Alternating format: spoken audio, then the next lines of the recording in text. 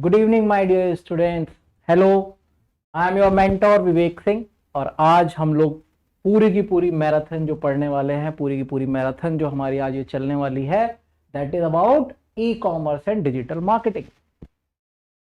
तो देखो, बहुत ही इजी सब्जेक्ट है, ज़्यादा कुछ इसमें है नहीं क्योंकि थ्योरेटिकल पार्ट है ज़्यादा। लास्ट के जो कुछ चैप्टर्स हैं वहाँ पे थोड़ा थोड़ा आपको प्रैक्टिकल का पता होना चाहिए। तो वो प्रैक्टिकल में मैं सिर्फ आपको कुछ डैशबोर्ड्स भी दिखाऊंगा इसमें आज, कि हमारे ई कॉमर्स में जैसे गूगल एड्स हैं या कहते हैं, तो उनको हम लोग कैसे यूज़ करते हैं, उनके डैशबोर्ड भी हम लोग देखने वाले हैं। बाकी चैप्टर ये आपके सारे ही ईजी हैं।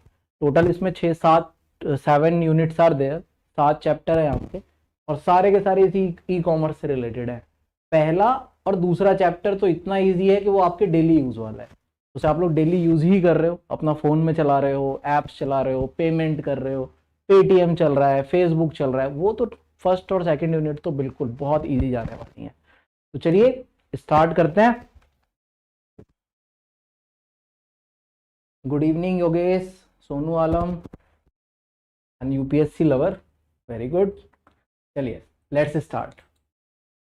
पहला क्वेश्चन, क्योंकि हमारी भैया इस पूरी बुक का नाम ही e commerce and digital marketing है, तो सबसे पहला क्वेश्चन क्या उठता है? सबसे पहला क्वेश्चन आता है, ई कॉमर्स है क्या? ई का मतलब इलेक्ट्रॉनिक, कॉमर्स का मतलब लेन देन, जहां भी पैसा आ जाए वो कॉमर्स है। तो ई कॉमर्स क्या हो गया? इलेक्ट्रॉनिक कॉमर्स, जहां भी लेन देन डिजिटल हो जाए, फोन के माध्यम से हो जाए, यूपीआई के माध्यम से हो जाए, ऑनलाइन पेमेंट हो जाए, खरीदारी, लेना और बेचना, खरीदना और बेचना ऑनलाइन हो जाए, यानी सारा काम ऑनलाइन है, ऑफलाइन मामला खत्म। वो हो गया आपका ई कॉमर्स। चाहे वो पैसे का लेन देन हो, चाहे वो सामान की खरीद फरोख्त हो, सामान खरीदना और बेचना। तो मेरे हिसाब से इससे इजी तो बहुत ही ज़्यादा इजी हो गया है। ई कॉमर्स आप लोग डेली अपने उसमें कर ही रहे हो, अमेजोन से सामान खरीदना, मंगा रहे हो, ऑनलाइन पेमेंट कर रहे हो, दैट इज ई कॉमर्स। ठीक है, चलो आगे चलते हैं। जैसे Amazon, Flipkart, Walmart, big basket, Alibaba, Paytm mall, तो इन सब से आप लोग क्या कर रहे हो भाई? ऑनलाइन ही पेमेंट करते हो इनकी, और ऑनलाइन ही सामान मंगा लेते हो। कैश ऑन डिलीवरी का भी वैसे ऑप्शन मिलता है, लेकिन उसका लोग बहुत कम यूज़ करते हैं, क्योंकि ऑनलाइन ही सब कुछ चलने लगा है ना। मोदी जी ने सबको डिजिटल कर दिया, डिजिटल इंडिया। अब ई कॉमर्स के कुछ हैं प्रकार। जैसे अगर आप लोगों ने अभी बीच में कहा था ना शार्क टैंक, तो शार्क टैंक पे बहुत बार बार यूज होते थे ये वर्ड। कौन से? B to B, B to C, C to C, ये क्या है भैया? कौन सा बिजनेस है तुम्हारा? सर बी टू बी है या बी टू सी है? ये ई कॉमर्स के प्रकार हैं। ई कॉमर्स मान लो, या ई बिजनेस मान लो, या कोई भी बिजनेस मान लो, जरूरी नहीं ई बिजनेस, कोई भी बिजनेस होगा। हम क्योंकि यहाँ पे हम लोग ई बिजनेस पढ़ रहे हैं, इसलिए वहां पे ई बिजनेस, ई कॉमर्स यूज करा गया। बाकी बिजनेस कोई भी हो, ऑनलाइन या ऑफलाइन, उसके प्रकार यही रहने वाला है। This is the type of e commerce. कौन कौन से? To B, B to B, B to C to C to B to O, C to A. और यही इंपॉर्टेंट है, मतलब इस यूनिट में से अगर कोई क्वेश्चन आने वाला है तो इसी में से आएगा, क्योंकि यही इंपॉर्टेंट पार्ट है। बिल्कुल बेटा, very good. Business to business. चलो अब एक एक करके इनको समझ लो। सबसे पहला है B to B. B to B मतलब बिजनेस टू बिजनेस, नाम से पता चल रहा है, जहां एक बिजनेस दूसरे बिजनेस के साथ लेन देन कर रहा हो, वो हो गया बिजनेस टू बिजनेस। यानी कि ये जो बेचने वाली, जो बेच रहा है सामान, वो भी एक कंपनी है, जो खरीद रहा है वो भी एक कंपनी है। बीच में आ गया भैया इंटरनेट, इसलिए ये बन गया e commerce. Business to business, e commerce. एक बिजनेस ने बेचा, एक बिजनेस ने खरीद लिया, this is called business to business. उदाहरण, मान लो कोई कंपनी किसी प्रोडक्ट को बनाती है, तो ऐसे मानो जैसे मारुति की कार है, या कोई भी कार है, किसी भी कंपनी की कार है। अब वो कंपनी म्यूजिक सिस्टम नहीं बना रही, वो बना रही है कार। अब जो उस कार में जो म्यूजिक सिस्टम लग रहा है, वो कोई दूसरी कंपनी बना रही है। अब क्या करा मारुति ने? उस कंपनी से उसके म्यूजिक सिस्टम खरीदे, this is called business to business. एक कंपनी ने दूसरी कंपनी से होलसेल में सामान खरीद के अपने पास इस्तेमाल करा, बिजनेस टू बिजनेस। क्लियर? चलो आगे चलते हैं। अब आ गया भाई साहब बिजनेस टू कंज्यूमर। अब ये कंज्यूमर कौन, कंज्यूमर मतलब जो उसको कंज्यूम करे, जो उसका ग्राहक है। यानी बिजनेस, बेचने वाला कौन है, एक कंपनी। बायर कौन है, वो कस्टमर, यानी हम, आप और हम किसी कंपनी से अगर डायरेक्ट सामान खरीदे, बीच में कोई तीसरा नहीं आ रहा, कंपनी है, हम गए उस कंपनी से सामान खरीद के ले आए, this is called business to consumer. जैसे भाई इंटरनेट के माध्यम से आज के टाइम पे ई कॉमर्स क्यों कामयाब हो गया, इसलिए कामयाब हो गया क्योंकि बीच के जितने भी पैसे खाने वाले लोग थे वो सब खत्म हो गए। कंपनी डायरेक्ट आ रही है, अमेजोन पे दे रही है, अमेजोन पे इसलिए सामान सस्ता मिल रहा है, फ्लिपकार्ट पे इसीलिए सामान सस्ता मिल रहा है मार्केट रेट से, क्यों, क्योंकि उस पर कहीं कमीशन नहीं जा रहा, थर्ड पार्टी के लोग ही खत्म हो गए। तो this is called company to customer, this is called business to consumer. जब हम कंपनी से डायरेक्ट सामान खरीदेंगे that is B2C। Got it, आगे चले, चलो जी। तीसरा आता है आपके पास C2C। C2C कौन है, consumer to consumer. Consumer to consumer यानी हमसे हमारे किसी दोस्त ने कोई सामान खरीद लिया, कंज्यूमर टू कंज्यूमर। जैसे OLX, OLX पे क्या होता है, पुराना सामान बिक रहा है। अब भाई मैंने OLX पे डाल दिया, मेरे पास एक कार थी पुरानी, या मेरे पास एक पुरानी चेयर थी, मैंने OLX पे गया, मैंने रजिस्टर करा, OLX पे अपनी चेयर डाल दी कि भाई साहब किसी को खरीदनी हो खरीद लो। किसी को उस चेयर की जरूरत थी, उसने डायरेक्ट मुझसे कांटेक्ट करा और मुझसे चेयर ले ली। मैं कंपनी तो हूं नहीं ना, मेरी कोई कंपनी, मैं कौन, मैं कंज्यूमर, एक ग्राहक हूं। जिसने मुझसे वो चेयर खरीदी वो कौन, वो भी एक ग्राहक है। This is called consumer to consumer, जहां कंपनी का कोई भी लेना देना ना हो, कंपनी का कोई भी इन्वॉल्वमेंट ना हो, that is called consumer to consumer. यहां तक कोई दिक्कत, अगर कहीं भी कोई भी ऐसा पॉइंट आए जहां आपको कुछ चीज समझने में प्रॉब्लम हो, क्योंकि ये हमारी मैराथन है, मैं यहां पे बहुत ज्यादा डिटेल में नहीं जाऊंगा, मैं यहां पे आपको हर पॉइंट को टच करूंगा, जो इंपॉर्टेंट पॉइंट्स हैं वो आपको समझाता जाऊंगा। अगर कोई ऐसा पॉइंट आता है जो आपको समझ में ना आए, आप कमेंट के माध्यम से पूछ सकते हो डायरेक्ट।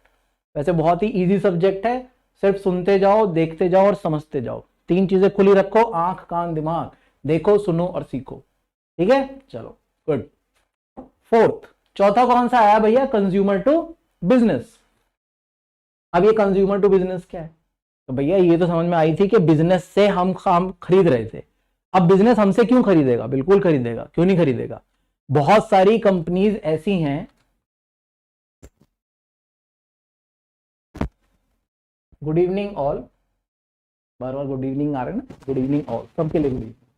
तो कंज्यूमर टू बिजनेस कौन है भैया, कंज्यूमर टू बिजनेस है बहुत सारी ऐसी कंपनीज होती हैं जो हमसे काम करवाती हैं। हम कौन है भाई, इंडिविजुअल है, हमारी कोई कंपनी नहीं है, लेकिन हम लोग फ्रीलांसिंग काम करते हैं ना। बहुत सारे लोग हैं जो फ्रीलांसर हैं, जो फ्रीलांसर काम कर रहे हैं। जब कंपनी हमसे कोई प्रोडक्ट बनवाए या हमसे कोई सर्विस ले, that is called consumer to business. Internet या ऑनलाइन के माध्यम से ग्राहक किसी कंपनी या दुकानदार से अपने पुराने सामान को रीसेल या एक्सचेंज करता है। जैसे आपने देखा होगा फ्लिपकार्ट और अमेजॉन जैसे ऑनलाइन शॉपिंग वेबसाइट में ऑफर चलते रहते हैं कि आप अपने पुराने मोबाइल दीजिए, नए मोबाइल ले जाइए। ऐसे ऑफर में क्या हो रहा है, जब कस्टमर अपने पुराने सामान की डील कंपनी से करता है, तो इस प्रकार के ई कॉमर्स को consumer to consumer, consumer to business, consumer to that is business, e commerce कहा जाता है। क्योंकि यहाँ पे कौन, कस्टमर, हम किसको बेच रहे हैं, कंपनी को बेच रहे हैं, क्या, अपना पुराना सामान रीसेल कर दिया ना कि लो ऐसा मोबाइल लो। बहुत सारी हैं, कैशिफाई, कैशिफाई एक कंपनी है जो आपके पुराने मोबाइल को ले लेती, खरीदती है, बाद में उनको रिन्यूड करके नए के दाम में बेच देती है। नए के दाम में तो नहीं, खैर हाँ, नए से सस्ते रेट में बेच रही है, आपसे कम रेट पे लेगी, उसको रिन्यूड करेगी, नया जैसा बनाएगी और ऑन मार्केट रेट से कम सस्ते में बेच देगी। कैशिफाई एक कंपनी, ऑनलाइन सर्च करना, that is called consumer to business. चलो next please, business to administration. अब यहां पे कौन आ गया, यहां आ गया एडमिनिस्ट्रेशन। एडमिनिस्ट्रेशन का मतलब कौन, गवर्नमेंट, भाई जो हमें एडमिनिस्ट्रेट करे गवर्नमेंट ही है। जब इंटरनेट या ऑनलाइन के माध्यम से व्यापारी या कंपनी गवर्नमेंट के किसी प्रोजेक्ट से जुड़कर सरकार को प्रोडक्ट या सर्विस सेल करता है, तो इस प्रकार के ई कॉमर्स को बिजनेस टू एडमिनिस्ट्रेशन कहते हैं। जैसे बहुत सारी कंपनीज हैं, जैसे गवर्नमेंट ने कोई टेंडर छोड़ा अपना, गवर्नमेंट के टेंडर्स आते हैं ना कि भाई हमें तो पुल बनवाना है, अब पुल बनवाना है, ठीक है जी, कौन बनाएगा? एक कंपनी बनाने वाली है। तो बिजनेस टू एडमिनिस्ट्रेशन। तो अब हम गए गवर्नमेंट के पास, हमने उनको अपनी सर्विस दी, वो टेंडर छुड़वा लिया, हमने उनके साथ मिलकर काम किया। कंज्यूमर टू एडमिनिस्ट्रेशन, वो पुल किसने बनाया? एक कंपनी ने बनाया। अब यहां कौन है? यहाँ कंपनी नहीं है, यहाँ कंज्यूमर है। कंज्यूमर एडमिनिस्ट्रेशन के साथ कैसे? ऑनलाइन आधार कार्ड लिंक हो गए। अगर आप अपने आधार कार्ड बनवाना चाह रहे हो, ऑनलाइन जाओ, ऑनलाइन पोर्टल पे अप्लाई कर सकते हो। आप अपना डीएल बनवाना चाहते हो, डायरेक्ट गवर्नमेंट की साइट पे जाओ, अपने डीएल के लिए रजिस्ट्रेशन कर सकते हो। This is called consumer to administration, यानी कि एक आम आदमी डायरेक्ट गवर्नमेंट की वेबसाइट से या गवर्नमेंट से डायरेक्ट जुड़ गया, उनके साथ काम कर सकते हैं। That is called consumer to administration. अब भाई साहब, ई कॉमर्स का इस्तेमाल क्यों करें? भाई ई कॉमर्स का कुछ तो फायदा होता होगा। Advantage, what is the advantage of e commerce? E commerce की एडवांटेज है बहुत जल्दी से खरीद फरोख्त कर सकते हो, जल्दी बेच भी सकते हो और खरीद भी सकते हो, दोनों काम। बाइंग सेलिंग 24/7, 24 घंटे, रात को 10, 11 बजे, 12 बजे, 1 बजे तुम्हारी आंख खुल गई, 1 बजे उठ के सामान खरीद लो, ऑनलाइन खरीदा जाएगा, कोई दिक्कत नहीं, दुकान खुलने बंद होने का चक्कर ही खत्म। मोर रीच टू कस्टमर, ज्यादा कस्टमर से मिल सकते हो। No need to physical shop setup, अब आपको फिजिकल शॉप बनाने की जरूरत ही नहीं। अब एक दुकान खोलने के लिए पहले दुकान खरीदो, उस दुकान में सामान भरो, पैसा खर्च करो, कोई जरूरत नहीं भाई साहब, ऑनलाइन अपने आप को रजिस्टर्ड करो, बेचना शुरू कर दो। कस्टमर इजीली सेलेक्ट प्रोडक्ट, अपनी मर्जी से बहुत सारे प्रोडक्ट सेलेक्ट कर सकते हो। लो ऑपरेशनल कॉस्ट, ऑपरेशनल कॉस्ट बहुत कम हो गई। क्यों कम हो गई? क्योंकि बीच के जो पैसे खाने वाले लोग थे वो खत्म हो गए। आपको किसी को ना पैसा देना ना कमीशन देना, तो ऑपरेशनल कॉस्ट ऑब्वियसली कम हो गई। नो लोकेशन लिमिटेशन, कोई लिमिटेशन नहीं है। अगर आप कहीं मेरठ में हो, आप आगरा में हो, आप चेन्नई में हो, आप तिरुवनंतपुरम में हो, आप कन्याकुमारी में हो, कन्याकुमारी से एक बिजनेसमैन बैठा बैठा दिल्ली वाले आदमी को सामान बेच रहा है, दिल्ली वाला तिरुवनंतपुरम वाले को सामान भेज रहा है। तो ये क्या हो गया? नो लोकेशन लिमिटेशन, लोकेशन की कोई लिमिटेशन नहीं, खत्म। Better quality of service, compare product and price, क्योंकि ऑनलाइन है तो मार्केट में क्या हुआ भैया? मार्केट में एक ही प्रोडक्ट बहुत सारे लोगों ने, बहुत सारी कंपनी ने लॉन्च कर दिए, तो क्या हुआ? सबके बीच में कंपटीशन क्रिएट हो गया। तो क्या हुआ? प्रोडक्ट एंड प्राइस कंपेयर कर सकते हो आप, जो सस्ता मिलेगा वो खरीद लो। कस्टमर रिव्यू अवेलेबल, अब क्या हुआ? रिव्यू मिलने लगे, किसी ने वो सामान खरीदा, उसने डाल दिया भाई साहब बिल्कुल खराब है, खरीदना मत, अगला खरीदेगा ही नहीं। रिव्यूज देख के सामान खरीदते हैं ना ऑनलाइन, कि सामान कैसा है, ठीक है नहीं है। कोई फोन खरीद रहे हो तो आप पहले देखोगे, अच्छा इसकी यार कहीं बैटरी तो हीट नहीं हो रही, फोन तो हीट नहीं हो रहा, कस्टमर्स ने रिव्यूज डाल रखे होंगे, आप देख के जल्दी ऑप्शंस ले सकते हो कि मैं इसको खरीदूं या ना खरीदूं। कस्टमर के रिव्यूज आपको मिल जाते हैं यहाँ पे। तो ये क्या हुए? ये ई कॉमर्स के एडवांटेजेस हैं, ये फायदे हैं ई कॉमर्स के। I have already explained. अब भैया अगर किसी चीज का कोई फायदा है तो उसका नुकसान भी होने वाला है ना? अब नुकसान वैसे है लेकिन बहुत कम है। क्या? लैक ऑफ पर्सनल टच, ये पर्सनल टच खत्म हो गया भाई, क्योंकि लोग ऑनलाइन खरीद रहे हैं, आपस में हम मिल नहीं रहे, एक दूसरे को जान नहीं रहे, तो पर्सनल टच है ही नहीं। Data hacking and security issue, वैसे ये आज के टाइम पे थोड़ा सा कम है क्योंकि बहुत सारी सिक्योरिटी फीचर्स कंपनियां ले आई हैं, लेकिन फिर भी है, क्योंकि आपका डेटा उनके हाथ में चला गया। भाई आपने अमेजोन का जैसे ही ऐप इंस्टॉल करा, इंस्टॉल करते ही उसने कहा क्या मैं आपकी लोकेशन को ले सकता हूं, एक्सेस कर सकता हूं? आपने कहा हाँ जी बिल्कुल अलाउ। उसने कहा मैं आपके कॉन्टेक्ट देख लूं? आपने कहा हाँ जी अलाउ। उसने कहा जी मैं आपकी कॉल लॉग्स चेक कर लूं? आपने कहा जी बिल्कुल अलाउ। तो आपने क्या करा? आपने पूरे फोन का एक्सेस उनको दे दिया, तो आपका डेटा यहां से हैक हो सकता है, आपकी सिक्योरिटी लॉस हो सकती है। लेट डिलीवरी, कभी कभी मान लो आपने कोई सामान ऑर्डर करा, आपको उस सामान की आज जरूरत है, दुकान पे जाओगे, हैंड टू हैंड पैसे दोगे, खरीद के ले आओगे, काम खत्म। भैया ऑनलाइन खरीदोगे तो हो सकता है ना कि आपको वो 2 दिन बाद मिले या 3 दिन बाद मिले, ये इसका एक disadvantage. Unsure about the quality, भाई जब तक चीज तुम्हारे सामने नहीं है, हाथ में नहीं है, आप उसके लिए अनश्योर हो, श्योर नहीं हो सामान कैसा होगा। इंटरनेट बैंडविड्थ, इंटरनेट की कनेक्टिविटी चाहिए, बिना इंटरनेट के आप खरीदारी नहीं कर सकते। Some product are difficult to purchase, कुछ सामान ऐसे होते हैं जिनको खरीदना थोड़ा सा मुश्किल हो जाता है। हाईली कॉम्पिटिटिव, कॉम्पिटिटिव तो बताया ही था, क्योंकि भैया एक ही सामान को 10 कंपनियां बेच रही हैं, तो ऑनलाइन आपका सामान कंपेयर हो रहा है, आपके रेट सबसे कम होंगे तब खरीदा जाएगा, तो क्या हो गया, कंपटीशन हो गया, हाईली कॉम्पिटिटिव है। Anyone can start online business. अब इसको तुम पॉजिटिव मान लो या नेगेटिव मान लो, यहां पे नेगेटिव में दर्शाया गया है। क्यों दर्शाया गया है कि भैया कोई भी आओ वही ऑनलाइन चालू कर लो, वैसे ये नेगेटिव है, क्योंकि सबको अब भाई एक आदमी को नहीं पता ना, पर उसने वो मेरे कंपटीशन में तो आ गया, अब सबको कंपटीशन में थोड़ी उतार सकते हैं।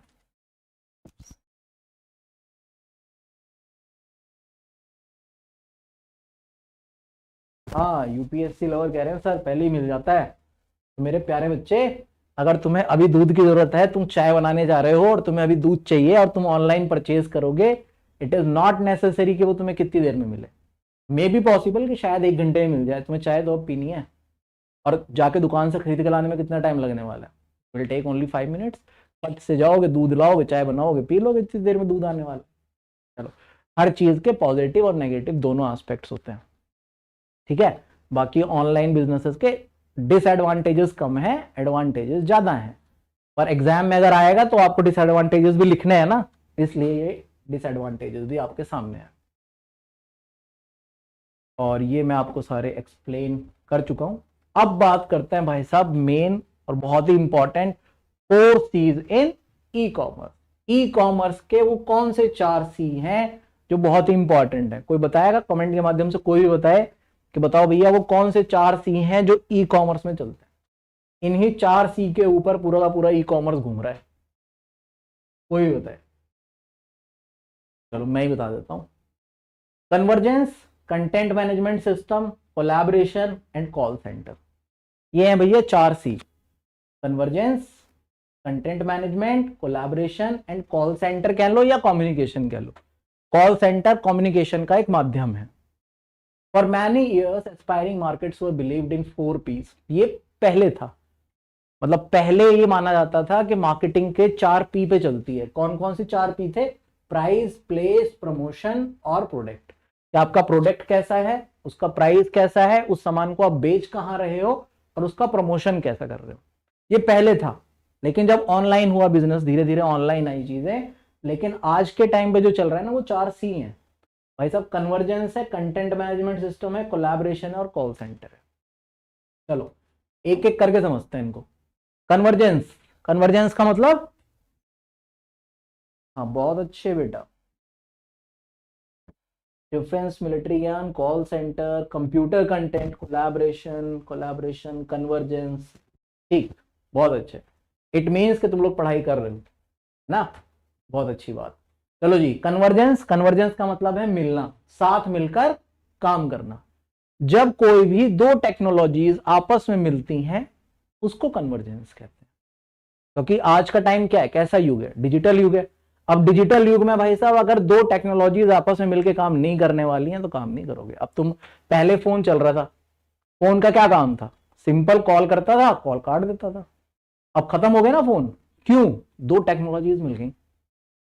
अब फोन मेरा, फिर बाद में थोड़ा सा और डेवलपमेंट हुआ, फोन एफएम का भी काम करने लगा, एफएम बजने लगे। और डेवलपमेंट हुआ, उस फोन में चिप लग गई, गाने बजने लगे। और डेवलपमेंट हुआ, उस पर इंटरनेट भी चलने लगा। और डेवलपमेंट हुआ, आज के टाइम पे तो छोटा सा मिनी कंप्यूटर बन गया, तुम्हारे हाथ में आ गया। टेक्नोलॉजी जुड़ती गई, तो जब टेक्नोलॉजीज को, दैट इज कॉल्ड कन्वर्जेंस। नई टेक्नोलॉजीज को अपने प्रोडक्ट के साथ, अपने बिजनेस के साथ इन्वॉल्व करना, दैट इज कॉल्ड कन्वर्जेंस। अगर आप नई टेक्नोलॉजीज को अडॉप्ट नहीं करोगे, आप खत्म हो जाओगे इस मार्केट में। आपने देखा सबसे ब्रांड लेवल सबसे बड़ी कंपनी कौन सी थी? नोकिया। नोकिया के फोन हर हाथ में थे, नोकिया नोकिया, चारों तरफ नोकिया हो गई, खत्म हो गया। आज के टाइम पे नोकिया को कोई नहीं पूछ रहा। क्यों नहीं पूछ रहा? नोकिया कंपनी को बाद में किसने खरीदा? माइक्रोसॉफ्ट ने खरीद लिया। नोकिया में विंडोज आ गई, नोकिया ने अपने आप को अपग्रेड नहीं करा। सबसे ज्यादा आज के टाइम पे ऑपरेटिंग सिस्टम कौन सा चल रहा है? एंड्रॉइड या एप्पल में iOS, दो ऑपरेटिंग सिस्टम्स हैं। अब क्या हुआ, नोकिया ने कहा नहीं भाई साहब, मैं तो इसके अंदर विंडोज ही चलाऊंगा, क्योंकि माइक्रोसॉफ्ट ने उसको हायर कर लिया था। उससे पहले तो जावा ही चल रही थी, बिल्कुल ही डिग्रेडेड फोन हो गया था। उसके बाद माइक्रोसॉफ्ट ने खरीदा, लाओ जी मुझे दो, मैं चलाता हूँ। उसने कहा मैं इसमें विंडोज डालूंगा। विंडोज लोगों को समझ में नहीं आई, लोग आदि हो चुके थे किसके, एंड्रॉयड चलाने के। अब तो चाइनीज फोन भी आ रहे थे, उनमें भी एंड्रॉयड ऑपरेटिंग सिस्टम आ रहा था। That is called convergence. आपको नई टेक्नोलॉजीज को अडॉप्ट करना पड़ेगा, अपने बिजनेस के साथ इमर्ज करना पड़ेगा, तब आप अपने बिजनेस को आगे बढ़ा सकते हो। इसलिए ये पहला सी है कन्वर्जेंस, मिलकर काम करना। सूचना प्रौद्योगिकी, मीडिया सामग्री, कंप्यूटर नेटवर्क, इसके अंतर संबंध को मीडिया अभिसरण के रूप में जाना जाता है। मीडिया कन्वर्जेंस, बिना कंप्यूटर के, बिना टेक्नोलॉजी के आप आगे नहीं बढ़ सकते। सेम, एक फोन सारे काम कर रहा है, तुम्हें न्यूज भी दिखा रहा है, अखबार भी पढ़वा रहा है, गाने भी सुनवा रहा है, सारे काम चलते हैं भैया। ये हो गया कन्वर्जेंस। Content management system. अब ये कंटेंट मैनेजमेंट सिस्टम क्या है, चलो बताओ कोई फटाफट, कंटेंट मैनेजमेंट सिस्टम क्या है।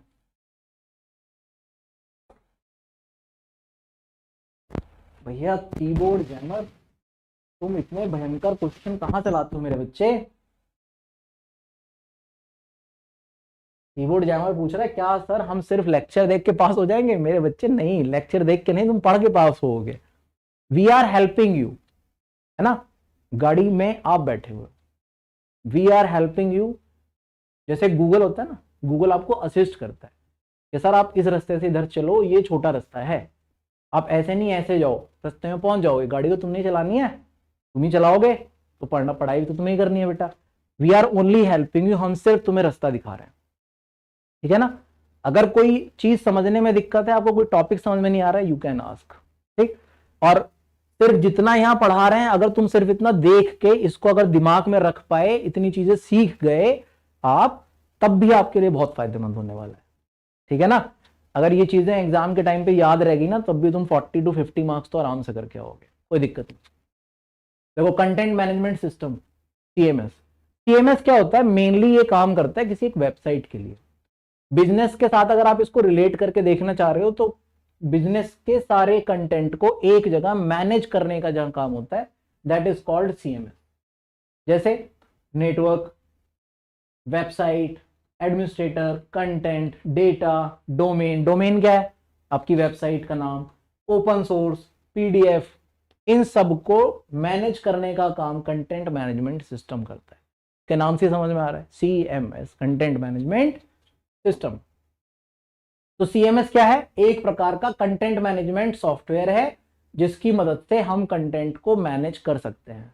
कंटेंट मतलब कि जिसको हम डिजिटल रूप में देख सकते हैं, पढ़ सकते हैं, सुन सकते हैं, उसे कंटेंट कहेंगे। और कंटेंट मैनेजमेंट से क्या तात्पर्य है, डिजिटल कंटेंट को मैनेज करना या कंटेंट को डिजिटल रूप में मैनेज करना।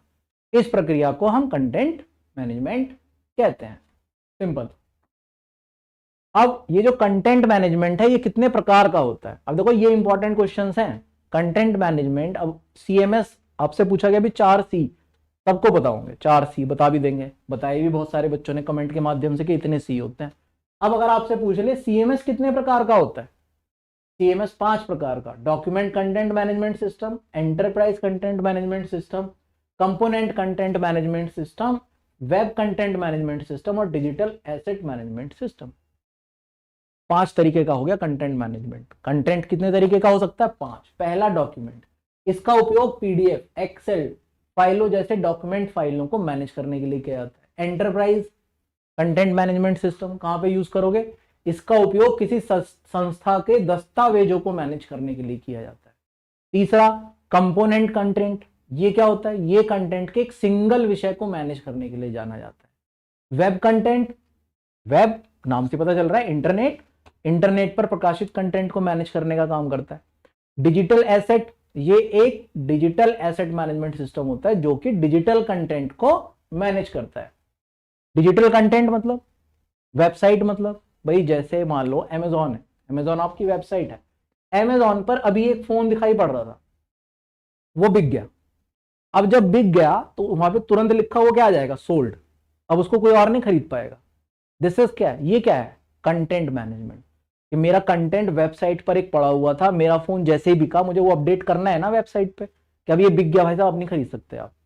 ये है कंटेंट मैनेजमेंट। अपनी वेबसाइट पे यूजर्स के रिव्यूज आ रहे हैं, उन्हें देखना, उनको मैनेज करना, आपका एक बिल, आपका जो भी कस्टमर है उसके सारे के सारे डॉक्यूमेंट्स को प्रिपेयर करके रखना, फाइल करके रखना।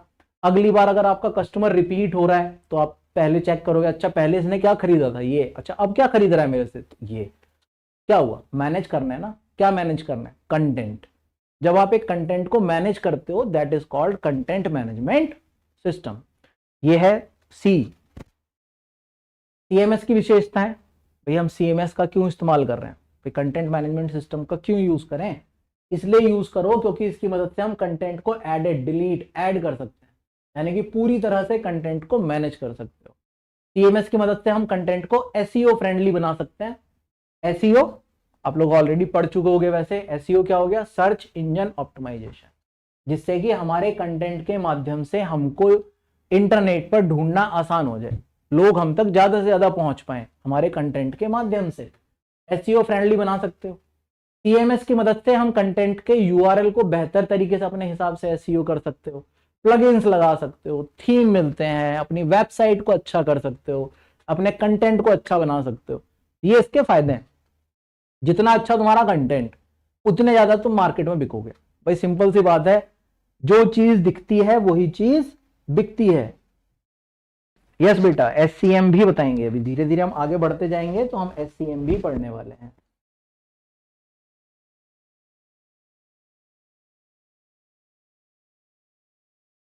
कौशिक अमित, सरकार में तो हम बैठे हैं, चला तो आप रहे हो। नहीं मेरे बेटा, तुम गलत फहमी में हो। कार में भी तुम बैठे हो, उसको चला भी तुम रहे हो, मैं तो पीछे से धक्का लगा रहा हूं, बस तुम्हें एफर्ट कर रहा हूं कि चला ले चला ले, इस कार को चला। बैठे भी तुम हो, कार भी तुम्हारी, सब तुम्हारा है। मैं तो सिर्फ एफर्ट करने वाला हूँ, पीछे से धक्का देना, तुम्हारी हेल्प कर रहा हूं मैं।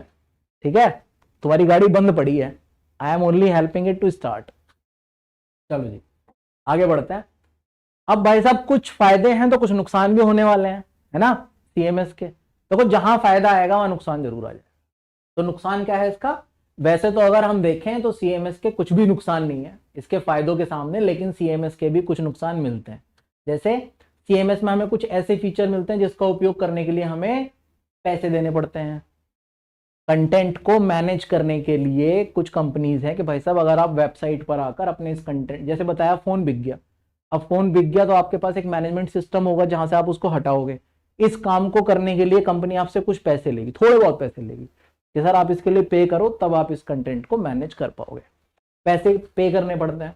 दूसरा, सीएमएस में हमें सुरक्षा कम मिलती है, तो अगर सही तरीके से उपयोग नहीं होगा तो मेरे कंटेंट को कोई भी छेड़खानी कर सकता है, कोई भी वहां से ले सकता है। अगर हम सीएमएस का उपयोग कर रहे हैं तो हमें पूरी तरह से प्लगइन्स पर निर्भर होना पड़ता है।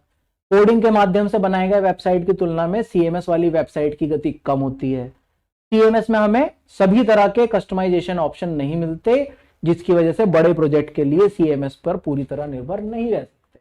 देखो मेनली जो सीएमएस है it is working on your website. ये आपकी वेबसाइट पे काम कर रहा है, क्योंकि ऑनलाइन है ना, ई कॉमर्स, और जितना भी कॉमर्स है, मार्केटिंग हो रही है, वो ऑनलाइन हो रही है। तो ऑनलाइन कंटेंट को मैनेज करने का काम करता है सीएमएस। अब जो सीएमएस में वेबसाइट बनी हुई होगी कंटेंट मैनेजमेंट सिस्टम पे बनी, उसकी स्पीड थोड़ी सी कम होती है। प्लगइन्स बहुत सारे चाहिए होते हैं उस वेबसाइट्स को बनाने में, कोडिंग चाहिए होती है, कोडिंग आपको आती नहीं है ना, तो इसलिए सीएमएस पर काम करना थोड़ा सा हार्ड है, थोड़ा सा। फायदे ज्यादा है वैसे, नुकसान कम। कोलैबोरेशन, सहयोग। सबसे पहला क्या पढ़ा था, कन्वर्जेंस। कन्वर्जेंस क्या था, टेक्नोलॉजी को अपने साथ मिलाना। ये क्या है, दिस इज कोलैबोरेशन, सहयोग। कोलैबोरेशन का कैसे मतलब है, इसको आप ऐसे समझो, बहुत सारी चीजें ऐसे हैं कि आप अकेले नहीं बेच सकते। आपने देखा होगा कि इस प्रोडक्ट के साथ ये फ्री दे रहे हैं जी हम। अब एक कंपनी है जिसका प्रोडक्ट नहीं बिक रहा, उसने क्या करा, उसने करा जी अच्छा एक काम करो, लोगों को मैं सामान फ्री खिलाना शुरू करता हूँ। जियो स्टार्टिंग में इंटरनेट देना शुरू करा जी, फ्री ले जाओ सब। धीरे धीरे धीरे धीरे लोगों को आदी हो गए, जियो यूज करने लगे। जब इस्तेमाल होना ज्यादा स्टार्ट हुआ, बाद में उसने पैसे लगा दिए उस पर, लाओ जी भाई साहब पैसे दे दो, बहुत दिन हो गए फ्री यूज करते करते। अभी आईपीएल आया, डिज्नी हॉट स्टार का जी मैं फ्री दिखाऊंगा। क्या है, जिसका जो प्रोडक्ट नहीं बिक रहा, दिस इज कॉल्ड कोलैबोरेशन। हम कोलैबोरेट करें दूसरी कंपनीज के साथ, दूसरों लोगों के साथ, जहां हमारा कोलैबोरेशन बढ़ेगा, हमारी मार्केटिंग अपने आप बढ़ेगी। This is called collaboration.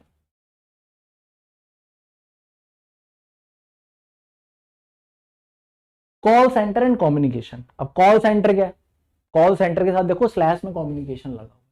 Communication बहुत जरूरी है, क्योंकि अभी सबसे पहला इसका एक ड्रॉबैक क्या था कि भैया ऑनलाइन मार्केटिंग में हमारा पर्सनल टच खत्म हो गया। कम्युनिकेशन कैसे करें, इसके लिए कॉल सेंटर्स बनाएंगे। अगर मैंने एक प्रोडक्ट बेच दिया तो मुझे सबसे मेन चीज है उसकी सर्विस। अगर मैं उसकी सर्विस नहीं दूंगा, अगली बार मेरे पास कोई खरीदने नहीं आने वाला। इसलिए कॉल सेंटर बनाए गए कि भाई साहब मेरा प्रोडक्ट ले जाओ, कुछ कमी हो कॉल सेंटर पे कॉल करना, हम आपको इसके लिए सपोर्ट देने वाले हैं। ठीक, ये है कॉल सेंटर। जितना ज्यादा आप अपने कस्टमर के साथ कांटेक्ट में रहोगे, उसको रिप्लाई करोगे, उसके क्वेश्चंस का आंसर करोगे, उतना ज्यादा आप जुड़ाव बना सकते हो कस्टमर के साथ। तब आप उस कस्टमर को रिपीट कर पाओगे कि वो आपके पास दोबारा सामान लेने आए। ये कॉल सेंटर या कम्युनिकेशन का फायदा है। अब एक फोन है, भाई लोग चाइनीज फोन क्यों नहीं लेना पसंद कर रहे? क्योंकि उसका कोई कॉल सेंटर नहीं है।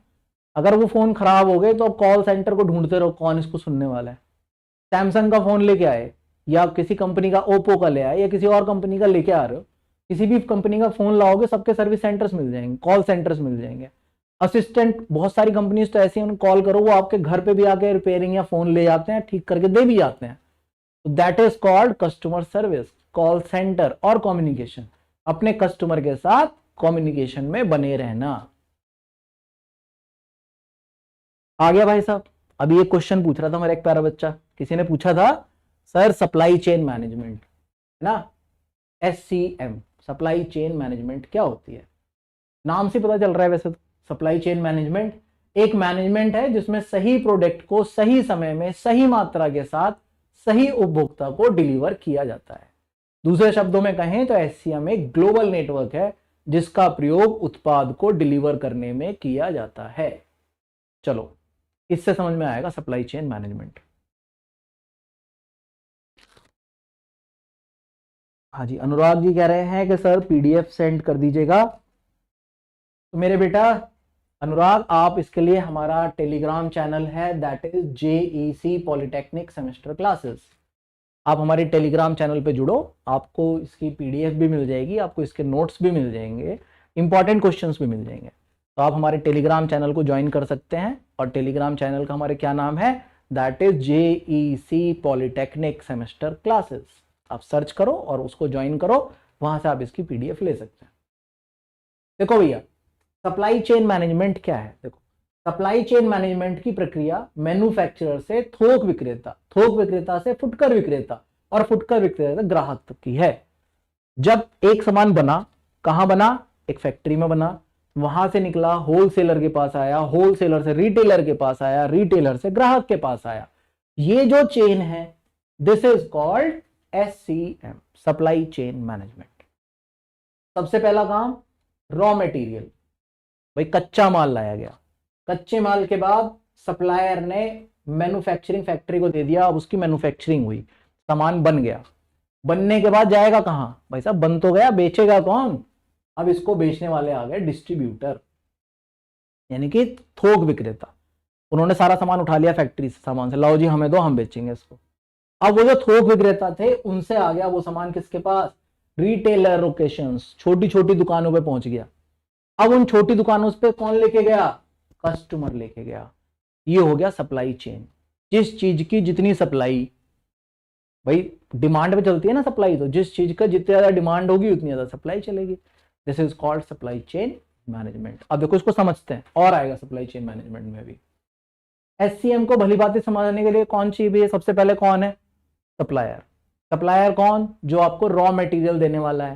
भाई कोई प्रोडक्ट अगर आपको बनाना है तो उसके लिए आपको सामान चाहिए। अब खिलौने बनाने की तुम्हारी फैक्ट्री है, खिलौने बनाने के लिए क्या चाहिएगा? प्लास्टिक। प्लास्टिक कहां से आएगी? एक सप्लायर से। सप्लायर आएगा तुम्हें प्लास्टिक दे जाएगा, अब तुम उस प्लास्टिक से अपने खिलौने बना दोगे। उसके बाद मैन्युफैक्चरर जो वो खिलौने बना रहा है, फिर कस्टमर जो उस खिलौने को खरीद रहा है। स्टेजेस किसी कंपनी की, कैसे आप SCM कैसे काम करता है? पहले आप प्लान करोगे कि ये काम करना है, फिर उसका सोर्स, फिर उसको बनाओगे, फिर उसको डिलीवर करोगे, और रिटर्न। रिटर्न क्या है? अगर उसमें कोई डिफेक्ट है तो वो रिटर्न होता है, नहीं तो कोई दिक्कत है ही नहीं, बिक गया आपका सामान। प्लान, ऑर्गेनाइज जो कि मुख्य लक्ष्य है, भाई प्लानिंग करना कि भाई मैं इस सामान को बनाऊंगा। दूसरा क्या था, उसको डेवलप करना, उसको बनाना। पहले आपने प्लान करा, अब उसको बना लिया। बनाने के बाद क्या करा, मेक, उत्पाद को पूर्णतः निर्मित किया जाता है तथा फिर उस उत्पाद को टेस्ट एवं पैकेजिंग की जाती है, फिर इसको बाजार में उतार दिया जाता है। अब कहां उतारोगे, डिलीवर करोगे। उत्पाद को एंड कस्टमर तक विभिन्न माध्यमों से पहुंचाया जाता है, ऑनलाइन भी है, ऑफलाइन भी है, दुकानों पे भी पहुंच रहा है। रिटर्न, जब उत्पाद ग्राहक को मिल जाता है, अगर उत्पाद में उसमें कोई कमी है तो उसको रिटर्न कर देता है, वापस कंपनी के पास आ गया, आप उसके रिवर्स में कोई दूसरा सामान दोगे या उसको ठीक करोगे। सप्लाई चेन के फायदे क्या है, डेटा ट्रांसफर ऑनलाइन होता है जिससे कागजी कार्रवाई नहीं करनी पड़ती। होलसेलर और डिस्ट्रीब्यूटर संतुष्ट होते हैं क्योंकि प्रोडक्ट सही समय में सही व्यक्ति को प्राप्त हो रहा है। इसमें गलतियों की संभावना बहुत कम है, सस्ता बहुत है, प्रोडक्ट की डिलीवरी बहुत तेज तथा तर्कयुक्त है, क्वालिटी बहुत अच्छी है और एक कुशल एससीएम क्वालिटी को बनाए रखता है, तो वो कस्टमर को सेटिस्फाई कर देता है। अब सप्लाई चेन मैनेजमेंट के फीचर्स क्या हैं जी, फीचर्स की भी बात कर लेते हैं। सबसे पहले मॉनिटरिंग एंड प्लानिंग, दूसरा forecasting and demand, inventory management, warehouse management, transportation management, sourcing and supply chain analysis. ये भाई साहब 7 फीचर्स हैं एचसीएम के, जो कि बहुत ही इंपॉर्टेंट है। सबसे पहले देखो क्या लिखा हुआ है, सबसे पहले लिखा हुआ है मॉनिटरिंग एंड प्लानिंग। पहले चीजों को मॉनिटर करना और प्लान करना। निगरानी और योजना, क्या निगरानी, प्रत्येक चरण की निगरानी और योजना बनाना महत्वपूर्ण है। किस चीज की निगरानी करोगे कि मैंने एक सामान बनाया, ग्राहक तक कितने टाइम में पहुंचा, पहुंचा या नहीं पहुंचा, अगर पहुंच गया तो उसकी क्वालिटी क्या थी, दिस इज कॉल्ड मॉनिटरिंग। और प्लानिंग कि मैं इतने टाइम में इस सामान को वहां तक कैसे पहुंचा दूंगा, कैसे बना दूंगा, कितनी मशीनें लगानी पड़ेंगी, कितने लोग लगाने पड़ेंगे, this is called monitoring and planning. दूसरा काम था फोरकास्टिंग एंड डिमांड। ये क्या है भैया, डिमांड को फोरकास्ट करना, पूर्वानुमान लगाना। अब ऐसा भी तो हो सकता है कि मैंने किसी सामान का पता चला भैया मैंने तो 20,000 पीस बना के रख लिए, मार्केट में डिमांड है नहीं 5,000 पीस की भी। अब 5,000 पीस चलो मार्केट में गए, 15,000 पीस तो मेरे पास ऐसे ही रखे हुए हैं, तो आपको पूर्वानुमान या ऐसा हो सकता है कि मार्केट में डिमांड तो है 10,000 पीस की, तुम्हारे पास रखे हैं 5,000 पीस, तुम डिमांड ही पूरी नहीं कर पा रहे हो मार्केट की, तो क्या है, उसकी मांग का पूर्वानुमान लगाना, फोरकास्ट करना कि मार्केट में क्या चल रहा है इस टाइम, मैं उनकी पूर्ति कर पाऊंगा या नहीं कर पाऊंगा।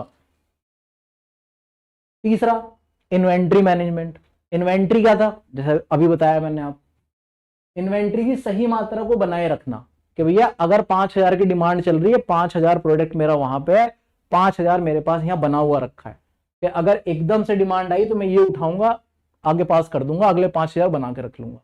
This is called inventory management. अपने सामान का इन्वेंट्री बना के रखना। ऐसा भी नहीं करना चाहिए कि मार्केट की डिमांड 5,000 है और मैं 15,000 बना के रखा हुआ अपने पास, it is not a good SCM. गोदाम प्रबंधन, वेयर हाउस, जहां उस सामान को रख रहे हो कहाँ रखा जाएगा, कहीं ऐसा तो नहीं है जहां रख दोगे वहां खराब हो जाए। पता चला चीनी का आप प्रोडक्शन कर रहे हो, चीनी बनाई और एक ऐसी जगह रख दी जहां पे नमी थी, पानी था, गीला था, चीनी खराब। तो वेयर हाउस का प्रबंधन, जो आप सामान बना रहे हो उसको कहाँ रख रहे हो, कहाँ से उसको डिलीवर कर रहे हो। 5वें नंबर पे आता है भाई साहब परिवहन, क्योंकि एक सामान को जो आपने बनाया है, आपने बना भी लिया, फोरकास्ट भी कर लिया, बना हुआ तुम्हारे पास रखा है, उसको स्टोर भी कर दिया वेयर हाउस में, अब यहां से उठा के दुकानों पे पहुंचाओगे ना, पहुंचाने के लिए क्या चाहिए, ट्रांसपोर्टेशन। कौन सी गाड़ी में जाना है, अब जाना तो है इतना बड़ा सामान कि वो एक ट्रक का सामान है, पता चला तुम छोटे से डीसीएम में भर के भेज रहे हो, अब डीसीएम में भर के भेजोगे सामान खराब हो जाएगा, क्वालिटी खराब हो जाएगी, है ना। अब ये है ट्रांसपोर्ट मैनेजमेंट कि मैं कौन सा ट्रांसपोर्ट यूज कर रहा हूं, किस ट्रांसपोर्ट से मेरा सामान जल्दी और सही मात्रा में या ठीक ठाक वहां तक पहुंच सकता है। छठा sourcing and supply management. Supply chain को सुचारू रूप से चलाने के लिए कंपनियों के लिए सोर्सिंग और आपूर्ति प्रबंधन की अच्छी समझ होना महत्वपूर्ण है। सोर्सिंग एक ऐसा तरीका है जिसमें कंपनियां वस्तुओं और सेवाओं के लिए संभावित सप्लायर्स को ढूंढती हैं, जबकि सप्लाई चेन ये सुनिश्चित करना है कि उन वस्तुओं और सेवाओं को सही समय पर वितरित करा जाए। सोर्सिंग और आपूर्ति क्या हुआ भाई, किसको मेरा सामान चाहिए, आपूर्ति किसको करनी है आपको,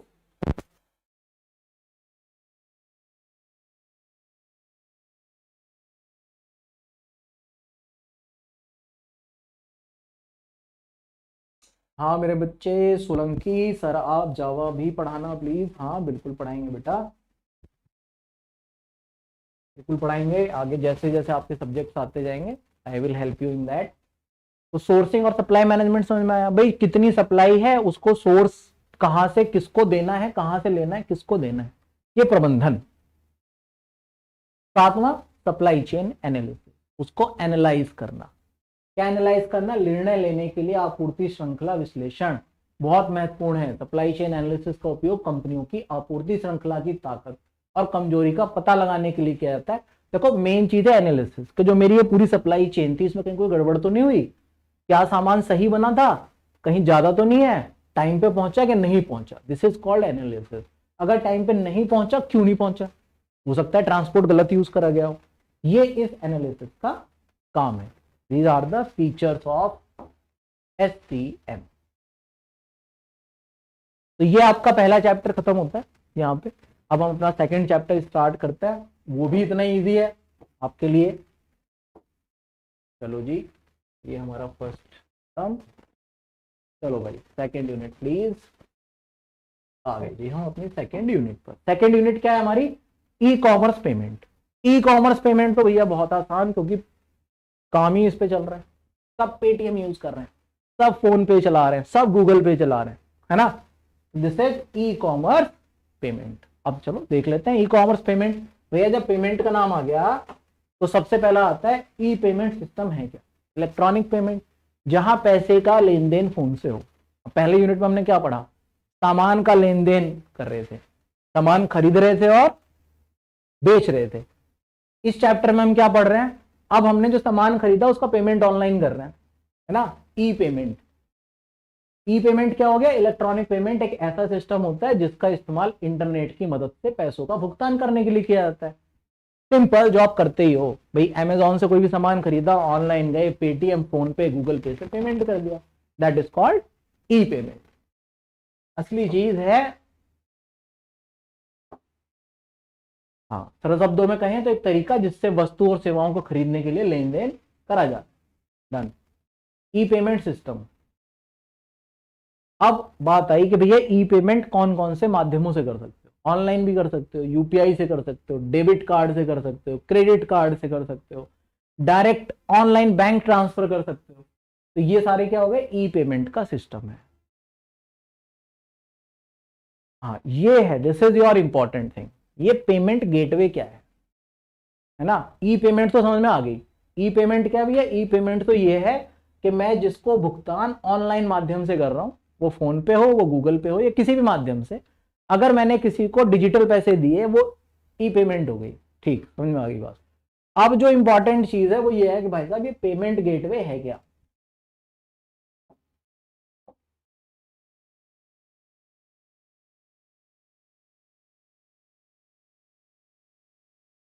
देखो नाम से पता चल रहा है, गेटवे एक रास्ता, कहां जाने का रास्ता, बैंक तक जाने का रास्ता। अभी क्या हुआ, लोग डायरेक्ट लेन देन नहीं कर रहे, इसके लिए एक तीसरी कंपनी का इस्तेमाल करा जा रहा है जो आपको ये सुविधा प्रदान कर रही है। अच्छा इसको ऐसा समझो, गेटवे है क्या, गेटवे ऐसा है कि तुम किसी दुकान पे गए, अब लाला जी तुमसे डायरेक्ट पैसा नहीं ले रहा ना, एक कैशियर बैठा हुआ है, एक उसने कैशियर बैठा दिया।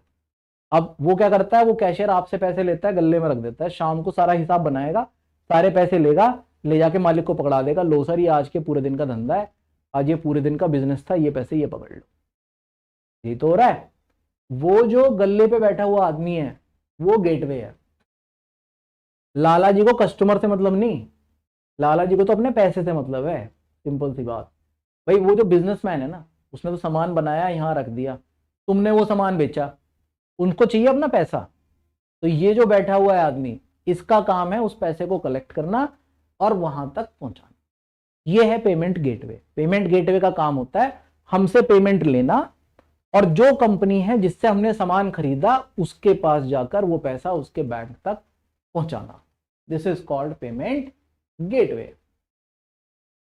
तो पेमेंट गेटवे एक ऐसी सर्विस है जिसके जरिए किसी भी ई कॉमर्स बिजनेस में ग्राहक द्वारा ऑनलाइन स्टोर को क्रेडिट कार्ड या डेबिट कार्ड से पेमेंट किया जाता है, जिसमें ग्राहक ऑनलाइन भेजा गया पैसा सीधे स्टोर मालिक के बैंक खाते में पहुंच जाता है।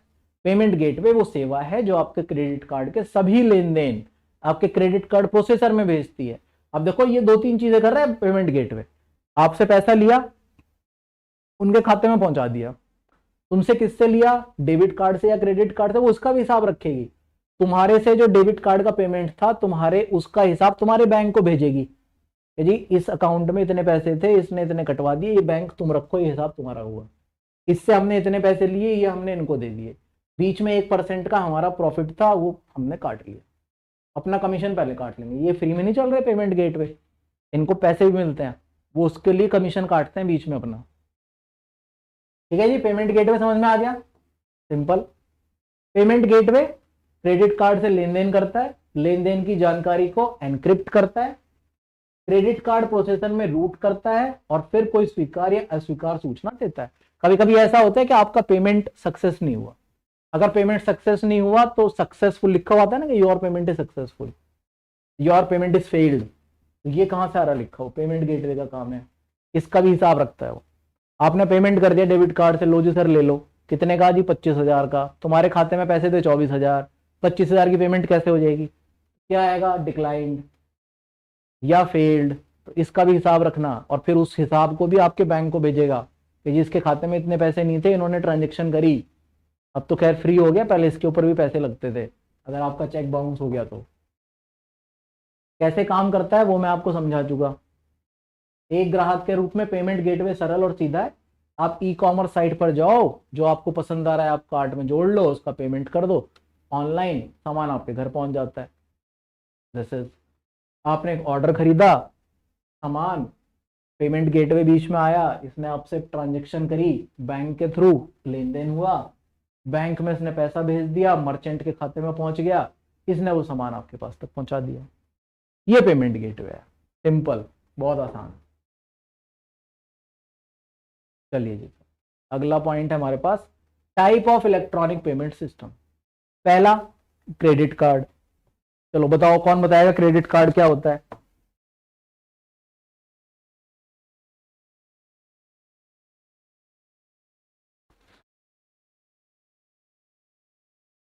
क्रेडिट कार्ड देखो, दो तरीके के कार्ड है, एक क्रेडिट कार्ड है, एक डेबिट कार्ड है। क्रेडिट कार्ड क्या है, ये वो कार्ड है जो आपके खाते में पैसा हो या ना हो, ये आपको देता है उधार, नाम ही इसका उधार खाता है ना, क्रेडिट कार्ड।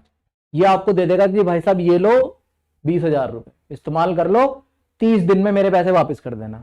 अगर 30 दिन में पैसे वापस नहीं करे तो मैं इस पे इतने % का इंटरेस्ट लूंगा। बैंक ने आपको 30 दिन का क्रेडिट पीरियड दे दिया, 30 दिन के लिए पैसा दे दिया, इस्तेमाल कर लो फ्री में, 30 दिन में वापस कर देना मेरे। अगर 30 दिन में वापस नहीं करे तो आप पे लग जाएगा ब्याज, आप पे लग जाएगा इंटरेस्ट। ये है क्रेडिट कार्ड। ये है डेबिट कार्ड।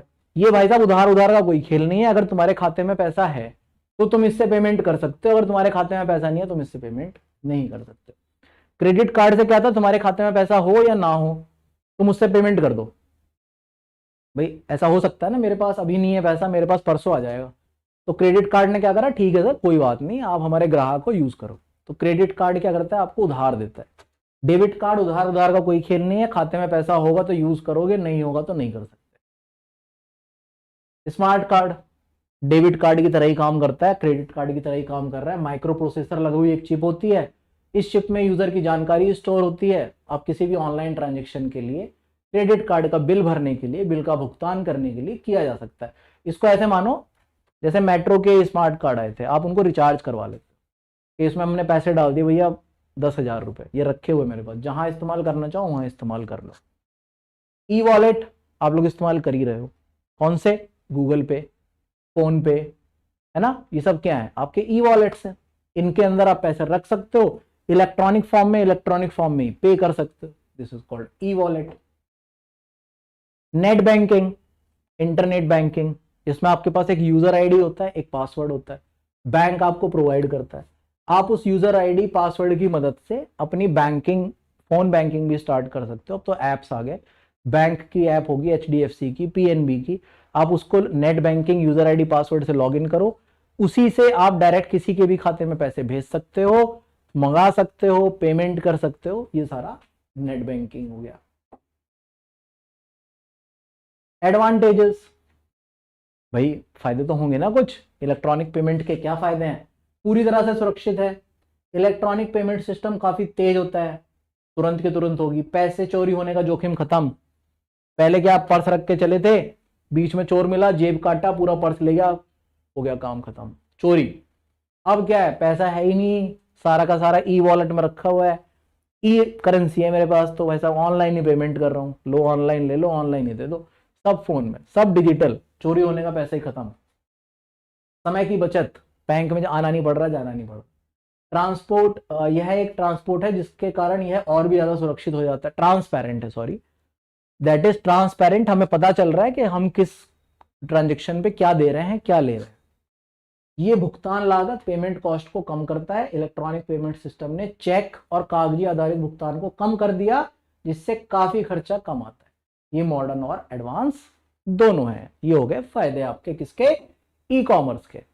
अब भैया फायदे हैं, फिर वही वाली बात, फायदा है तो नुकसान भी आने ही वाला है। क्या नुकसान है इसका? इंटरनेट का कनेक्शन धीमा होगा तो पेमेंट करने में समस्या का सामना करना पड़ सकता है, सर्वर सही तरीके से काम नहीं कर रहा, बैंक का सर्वर डाउन हो गया। सुरक्षित होने के बावजूद हैकर भी कभी कभी इसको हैक कर लेते हैं, तो आपका पूरा खाता जीरो हो जाएगा अगर आपने सिक्योरिटी नहीं अपनाई तो। इस सिस्टम में फ्रॉड होने का खतरा बना रहता है। Credit card electronic payment system का एक माध्यम है जिसका उपयोग करने के लिए हमें कुछ इंटरेस्ट या ब्याज या चार्ज देना पड़ता है। वो तब देना पड़ता है अगर आप उस टाइम पर क्रेडिट कार्ड का भुगतान नहीं करते हो तो।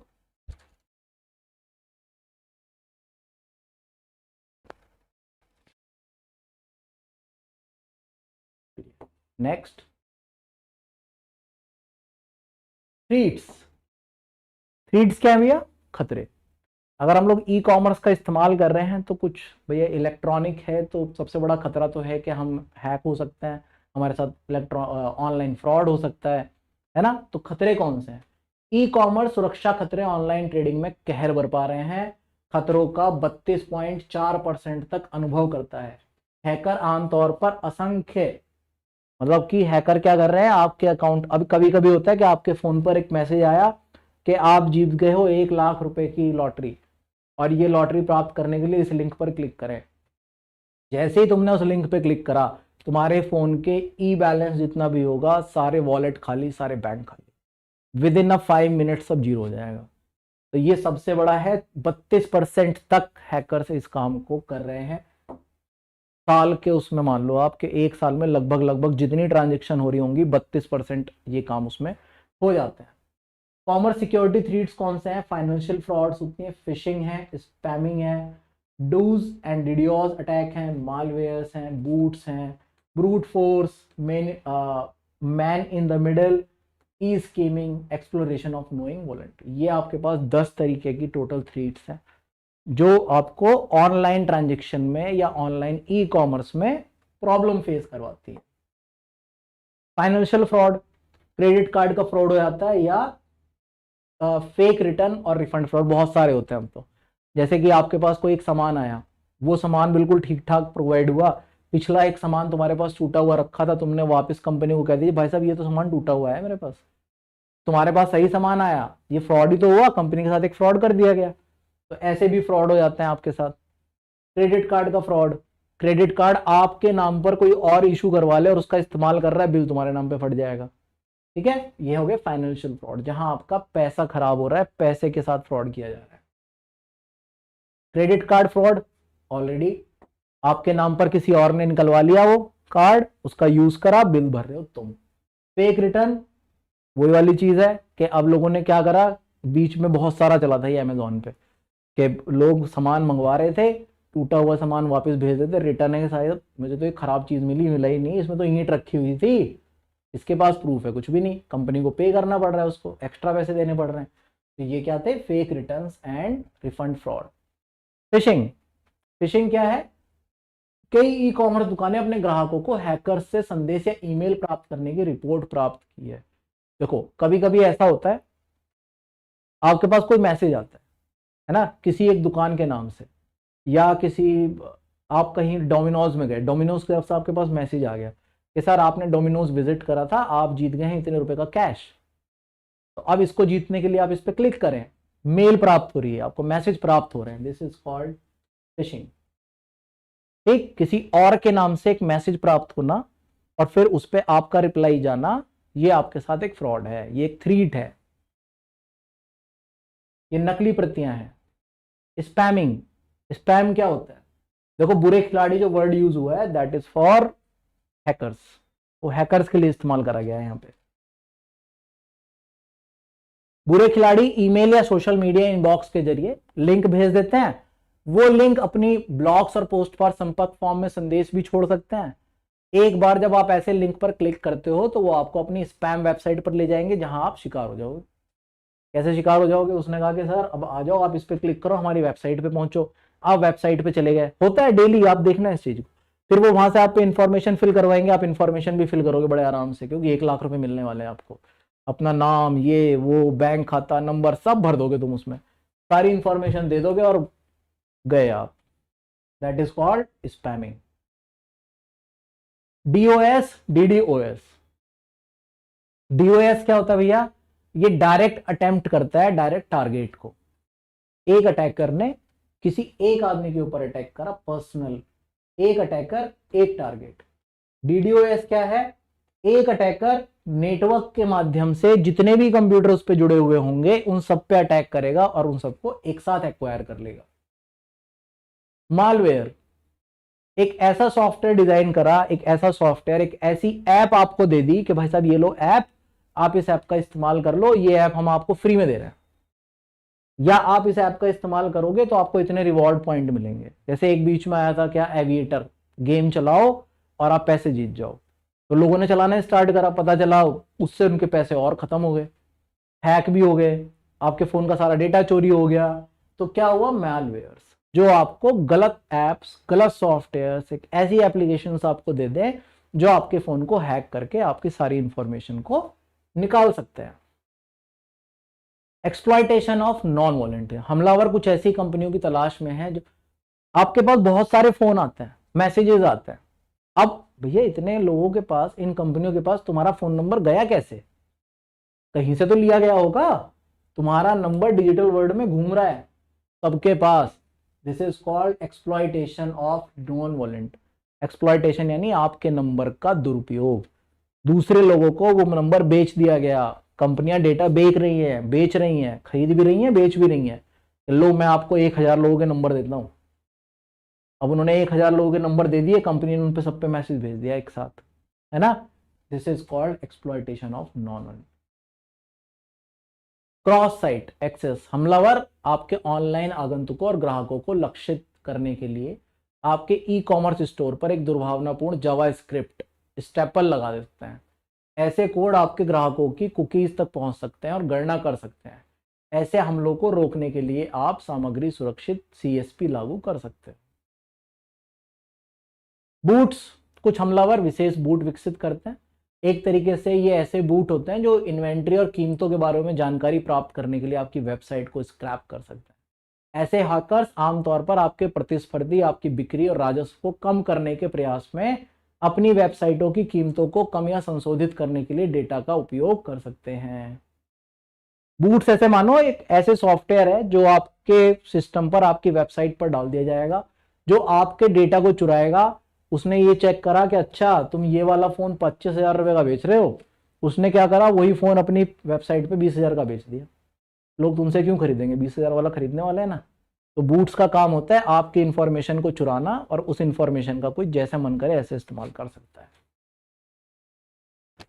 ब्रूट फोर्स, ऑनलाइन वातावरण में ऐसे खिलाड़ी भी होते हैं जो आपके व्यवस्थापक पैनल पर हमला करने, आपके पासवर्ड को क्रैक करने, आपका पासवर्ड अगर क्रैक हो जाएगा, आपके पासवर्ड आपके घर के अंदर घुस जाएगा तो आपकी सारी इंफॉर्मेशन उसे मिल जाएगी। आपके पास क्या प्रोडक्ट है, क्या प्राइस है, कितना स्टॉक में पड़ा है, कितना बिक चुका है, और उसका इस्तेमाल वो जैसे चाहे वो ऐसे कर सकता है। मैन इन द मिडिल, एक हैकर आपके ई कॉमर्स स्टोर पर और उपयोगकर्ता के बीच हो रहे संचार को सुन सकता है। जैसे मैन इन द मिडिल नाम से पता चल रहा है आपका और आपके कस्टमर का आपस में संवाद चल रहा है, बीच में तीसरा आदमी उसको सुन रहा है। अब जब आपका कन्वर्सेशन वो तीसरा आदमी ने सुन लिया, आपने अपने कस्टमर को डील दे दी कि जी भाई साहब एक काम करो, मैं आपको ये सामान एट लास्ट प्राइस 200 रुपये का दे दूंगा। उसने कन्वर्सेशन सुना, तुमने फोन काट दिया, उसने वापस तुम्हारे कस्टमर के पास फोन करा कि सर एक काम करो, वो सामान आपको एक खरीदना था, 200 रुपये में मिल रहा है, मैं आपको 180 में दे रहा हूँ, ले जाओ। क्या हुआ? तीसरा आदमी बीच में घुस गया तुम्हारे, ले गया सामान निकाल के। This is man in the middle. E skimming में किसी वेबसाइट के चेकआउट पृष्ठों को दुर्भावनापूर्ण सॉफ्टवेयर से संक्रमित करना शामिल है। इरादा ग्राहकों के व्यक्तिगत और भुगतान का विवरण चुराना है। ई कॉमर्स की security solution that can edge. अब भैया जब इतने सारे नुकसान हैं, इतनी सारी थ्रीट्स हैं, तो इनसे बचा भी तो जाएगा। कैसे बचोगे? इनसे बचने के लिए HTTPs एंड SSL सर्टिफिकेट्स होते हैं। ये किस काम आते हैं? Hyper text transfer protocol. और ये सर्टिफिकेट्स हैं, ये कुछ ऐसे सॉफ्टवेयर है जो आपके लेन देन को सुरक्षित रखता है। दो लोगों के बीच में आ जाते हैं, डायरेक्ट कोई एक दूसरे से कांटेक्ट नहीं कर पाएगा, इनके माध्यम से ही। तो किसका नाम ही देखो, हाइपर टेक्स्ट ट्रांसफर प्रोटोकॉल। जहां भी ट्रांसफर, कोई भी फाइल हो रही हो, कोई भी आपस का लेन देन हो रहा हो, इनके माध्यम से ही होगा और ये आपको बचा के रखेगा। Anti malware, antivirus software. ये कौन है? ये एंटीवायरस सॉफ्टवेयर हैं भैया। वायरस से बचने के लिए एंटीवायरस सॉफ्टवेयर आए। वायरस से बचने के लिए एंटीवायरस सॉफ्टवेयर आए, ये वही है एंटी मैलवेयर और एंटीवायरस सॉफ्टवेयर, कि मेरे सिस्टम पर कोई भी अनवांटेड वायरस ना आ सके, अनवांटेड लोग मेरे सिस्टम को हैक ना कर सके। Security the admin panel and server.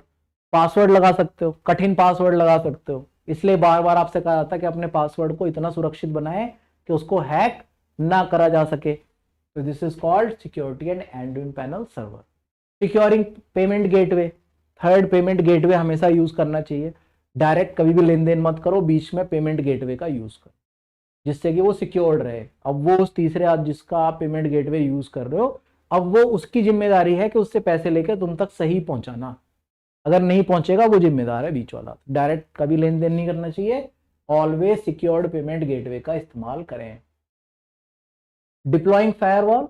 Firewall क्या होती है भैया? फायरवॉल होती है जैसे आपके घरों की दीवारें, ऐसे कंप्यूटर के और आपके सिस्टम के बीच में एक दीवार खड़ी कर दी जाती है, दैट इज कॉल्ड फायरवॉल। तो हमेशा फायरवॉल का इस्तेमाल करें जिससे कि कोई भी आपके सिस्टम में आपकी अनुमति के बिना ना घुस पाए। This is called deploying firewall. Educate your staff and client. अपना जो स्टाफ है, आपके जो क्लाइंट है, उनको एजुकेट करो, उन्हें समझाओ कि भैया ऐसे फ्रॉड हो सकता है, इससे बच के रहना, इनकी बातें मत सुनना और ऐसे काम करो। तो उनको एजुकेट करना। Additional security implement. ज्यादा सिक्योरिटी उसके ऊपर आप इंप्लीमेंट कर सकते हो। किसके ऊपर? अपनी वेबसाइट के ऊपर, अपने पेमेंट गेटवे के ऊपर, अपने प्रोडक्ट्स के ऊपर। ई कॉमर्स स्टोर भी अपने डेटा को सुरक्षा को बढ़ावा देने के लिए बहुपरत सुरक्षा का उपयोग करते हैं। अपने सिस्टम को बार बार अपडेट करते हैं। प्रभावी ई कॉमर्स सुरक्षा प्लगइन्स को नियोजित करें। ये आपका सेकेंड यूनिट कंप्लीट होता है। चलिए जी, अब हम अपना स्टार्ट करते हैं, that is your third unit.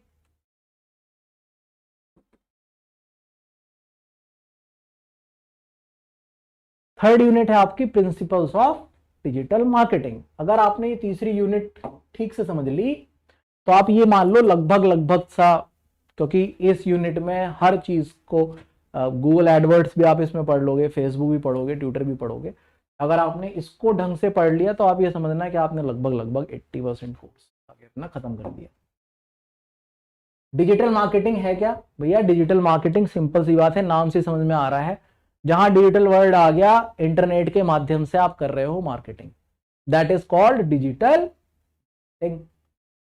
पहले क्या था? होर्डिंगों के माध्यम से मार्केटिंग हो रही थी, बड़े बड़े पोस्टर छपते थे, बैनर्स बन रहे थे। अब क्या हो गया? फेसबुक के माध्यम से डिजिटल, है ना, टीवी पर भी ऐड चल रहा है, that is called digital marketing. Digital marketing एक ऐसा माध्यम जिसके द्वारा हम किसी भी उत्पाद या सेवा को ऑनलाइन प्रमोट कर सकते हैं या फिर बेच सकते हैं।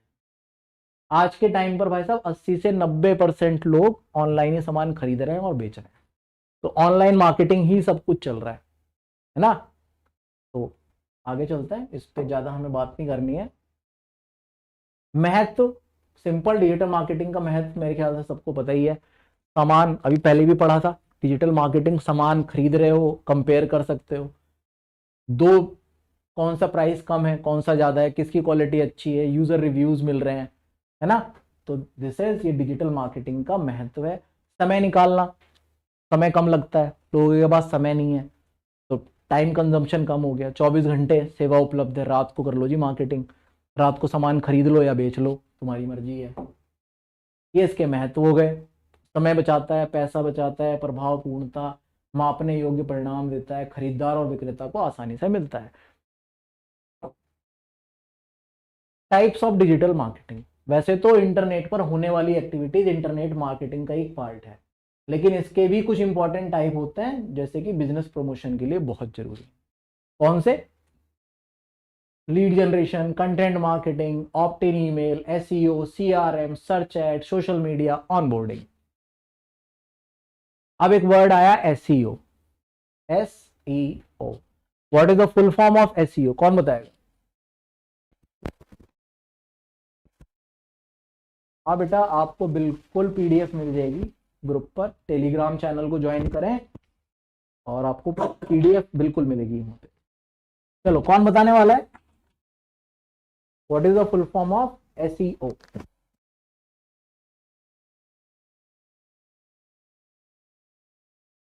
Search engine optimization, that is called SEO, search engine optimization. Search engine क्या? गूगल एक सर्च इंजन है जिसके माध्यम से मेरे व्यापार को, मेरे बिजनेस को ढूंढा जा सकता है। ये सर्च इंजन है, उसको ऑप्टिमाइज करना, सर्च इंजन ऑप्टिमाइजेशन। कैसे मेरे प्रोडक्ट को, मेरी वेबसाइट को ज्यादा से ज्यादा लोग देख सके, गूगल पर मेरी वेबसाइट कैसे पहले नंबर पर कैसे पहुंचे। अब लोग आपको कैसे ढूंढेंगे? भाई गूगल पे जाएंगे, उन्हें कोई एक प्रोडक्ट खरीदना है, उस प्रोडक्ट के बारे में उन्होंने लिखा, लिख के उसको सर्च करा, जो भी पहले 5 या 10 नाम आ रहे होंगे, लोग उसी पे क्लिक करते हैं, सामान खरीद लें। कोई नहीं जा रहा सेकंड पेज पे, कोई नहीं जा रहा सबसे आखिरी में कौन है, शुरुआत में जो 4-5 दिखे उसी पे क्लिक करते हैं, खरीद लेते हैं। This is called SEO, search engine optimization है। आपकी वेबसाइट का एसईओ करके, आपके कंटेंट का एसईओ करके आपके पेज को गूगल पर रैंकिंग देना, पहले नंबर पर लाना, एसईओ है। सिंपल, ठीक। एसईओ वेबसाइट के लिए क्यों जरूरी है? इसलिए जरूरी है, आपने एक दुकान खोल ली, उसमें सामान भी भर लिया, अब अगर कोई सामान खरीदने ही नहीं आया तुम्हारे पास तो क्या होगा? बेकार है ना। सेम, तुमने एक वेबसाइट बना ली, ऑनलाइन मार्केटिंग के लिए भी उतर गए तुम, अब तुम्हारी वेबसाइट पे कोई आए ना, सामान ही ना खरीदे, आ ही नहीं रहा, ट्रैफिक ही नहीं है, लोग को पता नहीं चल रहा तुम्हारे बारे में, फायदा क्या होगा? इसलिए एसईओ जरूरी है कि अगर कोई कोई प्रोडक्ट सर्च कर रहा है तो तुम्हारी वेबसाइट जब उनको दिखाई पड़ेगी तब तो उस पर ट्रैफिक आएगा, तब तो लोग आपकी वेबसाइट पे आएंगे। इसलिए एसईओ जरूरी है आपकी वेबसाइट के लिए। आपके विजिटर्स ही नहीं आ रहे, बहुत सारे लोग आए और आपके ब्लॉग को देखें। अब एसईओ है क्या, ये तो बता दिया आपको हमने, क्यों जरूरी है, दैट इज। और एसईओ के क्या क्या फायदे हैं भैया? पहला फायदा, सर्च इंजन रिजल्ट पेज में फर्स्ट पेज पर रैंक कर गया आपका पेज, वेबसाइट का ऑर्गेनिक ट्रैफिक बढ़ता है। ऑर्गेनिक ट्रैफिक मतलब अपने आप आने वाले लोग।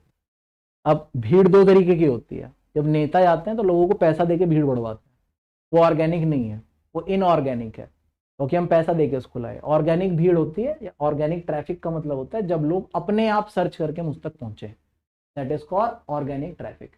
एसईओ करने से आपकी वेबसाइट की अथॉरिटी बढ़ती है, एसईओ करते हो तो गूगल की नजर में आपकी वेबसाइट की वैल्यू बढ़ती है, जिससे कि वो आपको अपने आप ही फर्स्ट पोजीशन पर रैंक कर देता है। वेबसाइट का ट्रस्ट रेशियो बढ़ जाता है, तो ज्यादा लोग आप तक पहुंचने वाले हैं।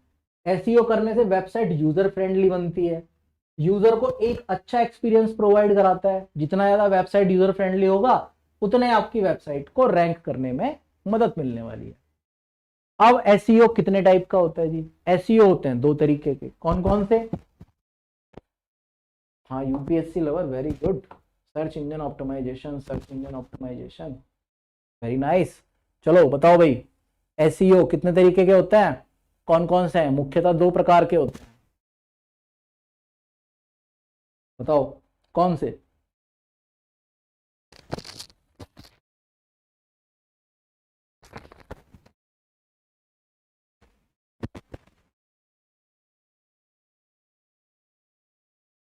ऑन पेज एसईओ और ऑफ पेज एसईओ।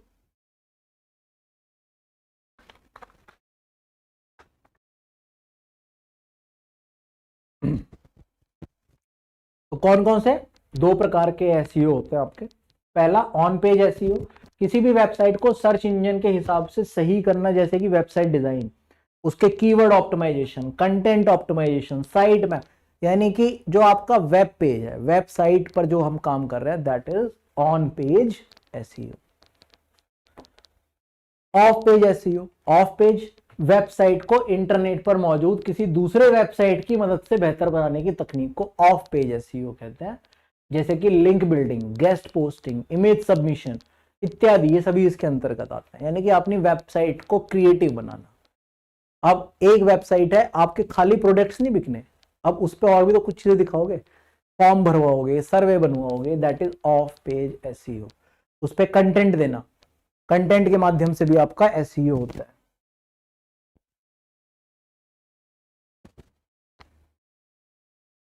अब आ जाता है एसईएम। एसईएम क्या है? एसईओ समझ में आ गया, सर्च इंजन ऑप्टिमाइजेशन। एसईएम क्या भैया? पूरा नाम है इसका सर्च इंजन मार्केटिंग। वहां पे क्या कर रहे थे हम? अपनी वेबसाइट को ऑप्टिमाइज करते थे कि वो गूगल के पहले पेज पर रैंक करे। अब एसईएम क्या है? अपने प्रोडक्ट की मार्केटिंग करना एसईएम है। ठीक है, ये भी वही। एसईओ ऑर्गेनिक ट्रैफिक ला रहा है, एसईएम पैसे देके मार्केटिंग कर रहा है, मतलब मोटा सा हिसाब समझ लो। एसईओ में लोग अपने आप तुम्हारे पास तक आ रहे हैं। एसईएम क्या है? एसईएम कहता है भाई साहब लाओ पैसे दो, पैसे लूंगा और तुम्हारे प्रोडक्ट की मार्केटिंग कर दूंगा, पहले पेज पे ला दूंगा तुम्हें, गूगल के फर्स्ट पेज पे दिखाई पड़ोगे तुम। That is called SEM. ये है सर्च इंजन मार्केटिंग। ये डिजिटल मार्केटिंग की एक ऐसी प्रोसेस है जिसमें कोई व्यक्ति या कंपनी अपनी वेबसाइट को सर्च इंजन के पहले पेज पर रैंक करवाने के लिए पेड एडवर्टाइजमेंट चलाते हैं और उद्देश्यों को पूरा करते हैं। एसईओ में पैसे नहीं देने पड़ते।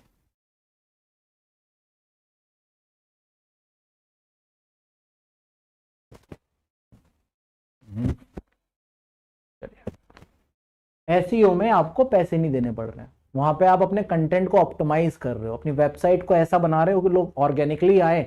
यहां क्या कर रहे हो? यहां कह रहे हो भाई साहब लो पैसे ले लो, मेरी वेबसाइट पहले पेज पे दिखा दो। That is called SEM. किस मॉडल पे काम करता है? दो मॉडल पे काम करता है। CPC, that is cost per click. कितने लोग मेरी वेबसाइट पे आए, कितने लोगों ने मेरे पेज को क्लिक करा, that is called CPC.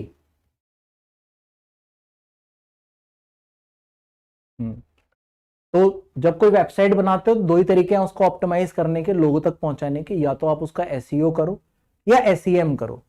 SEO को टाइम लगता है, it take approximate 6 month to 1 year.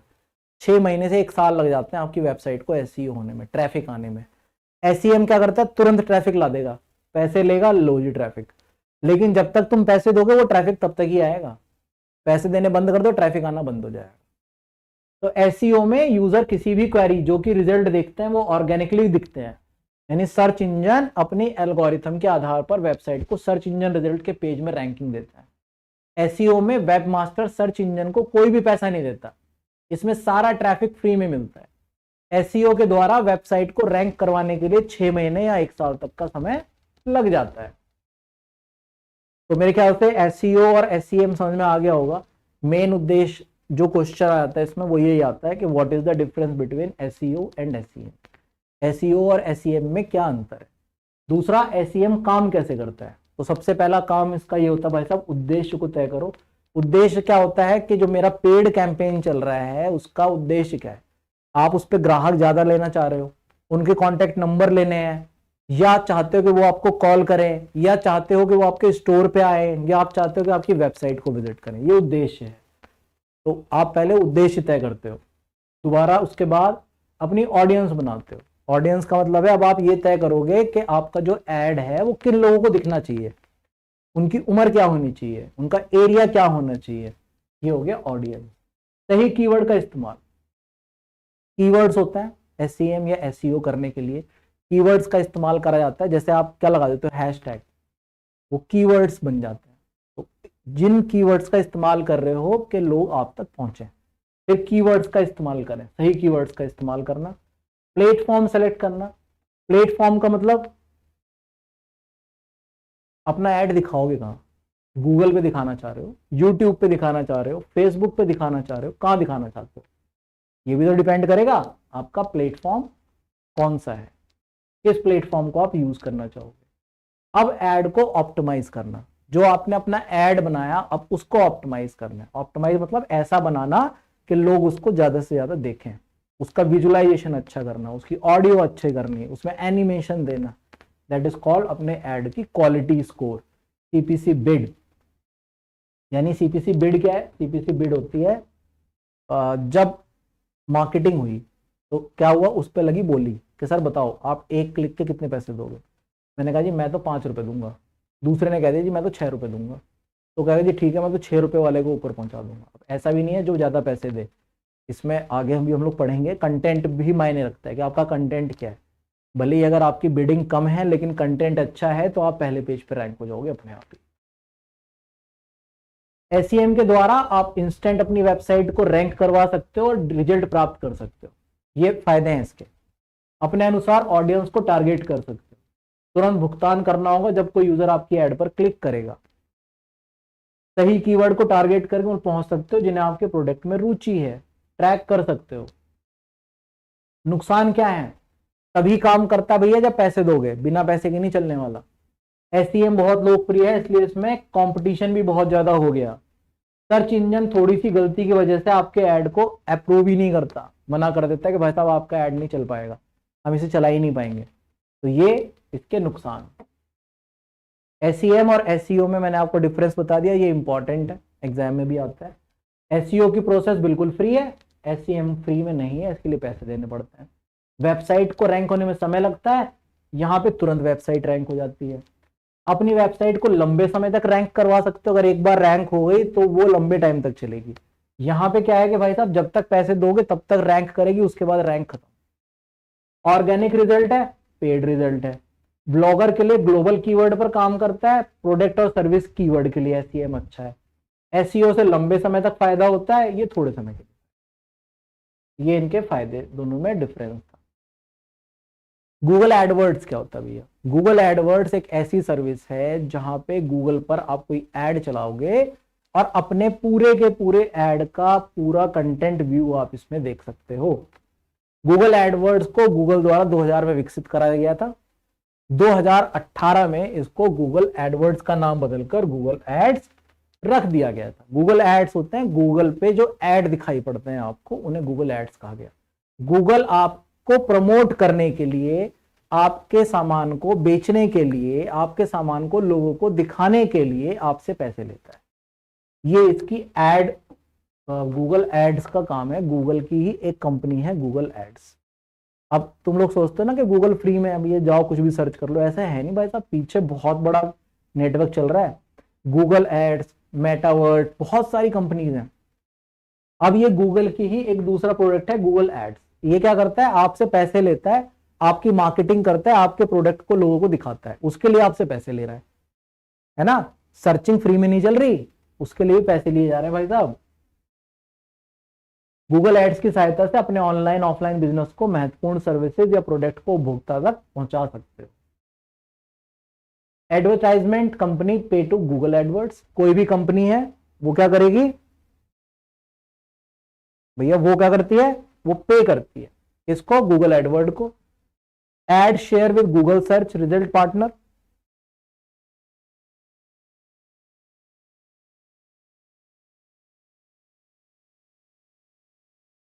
आपका विज्ञापन लेने के बाद गूगल एडवर्ड से गूगल सर्च रिजल्ट या एडसेंस से साझा करता है। गूगल अपने पार्टनर वेबसाइटों पर एड प्रदर्शित करके गूगल एडसेंस का उपयोग करता है। गूगल एडसेंस उन वेबसाइटों पर एड्स दिखाते हैं जिन्हें एडसेंस अप्रूवल प्राप्त होता है। एडसेंस का मतलब वो वेबसाइट्स जिन पर एड दिखाना लीगल है, जिन पर आप एड दिखा सकते हो, जैसे फेसबुक, जैसे ट्विटर, जैसे इंस्टाग्राम, जैसे यूट्यूब।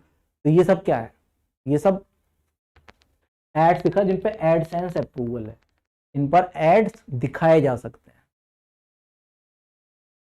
इसके बाद सभी पार्टनर वेबसाइट या ब्लॉग गूगल एडसेंस से ऐड को खोल लेते हैं और अपनी वेबसाइट पर डाल देते हैं। तो गूगल विज्ञापन से मिलने वाली कमाई का 60 से 65% हिस्सा अपनी पार्टनर वेबसाइटों को और 35 से 40% हिस्सा अपने आप रखता है। अगर उसने आपसे 1000 रुपए लिए हैं तो उन्हें 1000 में से 600 रुपए वो यूट्यूब को दे देगा कि लो भाई साहब ये ऐड तुम दिखाओ, 40% मैं रखूंगा, 40% मैं दिखा रहा हूं, 60% तुम दिखा लो। या 20% यूट्यूब को दे दिया, 20% ट्विटर को दे दिया, 20% फेसबुक को दे दिया कि भैया तुम लोग अपने उस पर दिखाओ और मैं यहां दिखा रहा हूं, 40% मेरा, बाकी उसने बांट दिया अलग अलग पार्टनर कंपनीज को। The user clicks on your ad and reaches your goal. Simple सी बात है, अगर आपका प्रोडक्ट लोगों तक पहुंच रहा है, लोग उस पर क्लिक कर रहे हैं, आप तक पहुंच रहे हैं, आपका काम पूरा हो जाता है। कितने प्रकार के होते हैं नहीं, ये this is your important. CPC और पीपीसी विज्ञापन किसे कहते हैं? सीपीसी होते हैं भाई साहब cost per impression, cost per engagement, दो हैं। कॉस्ट पर इंप्रेशन इस तरीके के ऐड जहां पर क्लिक होना जरूरी नहीं होता, आपका ऐड अगर लोगों के सामने भी चला गया आपको उसके लिए भी पे करना पड़ेगा, that is cost per impression. Cost per engagement, यहां भुगतान आपको जब करना होता है जब उपभोक्ता आपके द्वारा विज्ञापन को निर्धारित समय तक देखता है। जैसे यूट्यूब पर आता है ना कि 5 सेकंड तक आपको देखना ही पड़ेगा, 5 सेकंड के बाद स्किप करते हो, that is cost per engagement. और कहीं कहीं पे ऐसा होता है कि आपके सामने आ गया, आपने तुरंत स्किप का बटन कर दिया, वो क्या है? Cost per impression. दोनों तरीके के ऐड हो गए आपके सामने। Social media marketing we have already.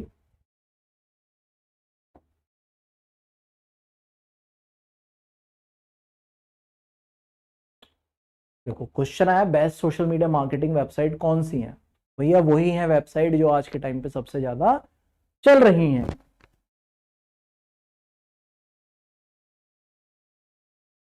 हाँ बेटा, UPSC lovers, difference between SEO and SEM पूछ सकता है, बिल्कुल मैंने आपको यही बताया, what is the difference between SEO and SEM. चलो, best social media marketing website कौन सी है भैया? फेसबुक, जो भी हमारी वेबसाइट सबसे ज्यादा चलती हैं भाई, फेसबुक आज के टाइम पे सबसे ज्यादा इस्तेमाल होने वाली वेबसाइट है ना। 2.7 बिलियन एक्टिव यूजर्स होते हैं हर महीने, तो इस पे आप अपने ऐड दिखा सकते हो। दूसरी कौन सी है? इंस्टाग्राम। आज के टाइम पे इंस्टाग्राम पे रील्स, सबसे ज्यादा रील्स इस पे ही चल रही हैं आपकी, तो इसी पे तो आ रही हैं रील्स, लोग इसी पे वीडियो बना बना के डाल रहे हैं, इस पे इंस्टाग्राम पे। तो सबसे ज्यादा उपयोग ब्रांड वैल्यू बढ़ाने के लिए किया जाता है इंस्टाग्राम का। तीसरी ट्विटर, ट्वीट करते हो, बड़े बड़े जितने सेलिब्रिटीज हैं वो ट्विटर पे हैं, इसका इस्तेमाल कर सकते हो आप। यूट्यूब, सब गाने सुन रहे हैं, सब वीडियोस देख रहे हैं, यूट्यूब पे एड्स आपके देखने ही पड़ेंगे लोगों को। पहले फ्री था, अब पे ही करना ही पड़ता है आपको, या तो ऐड देख लो या पैसे दे के आप उसको फ्री करवा लो। डिस्प्ले ऐड क्या होता है? डिस्प्ले एडवर्टाइजमेंट ऑनलाइन ऐड होते हैं जो कॉपी और विजुअल एलिमेंट्स को कॉल टू एक्शन के साथ जोड़ देते हैं। लैंडिंग पेज से लिंक होता है।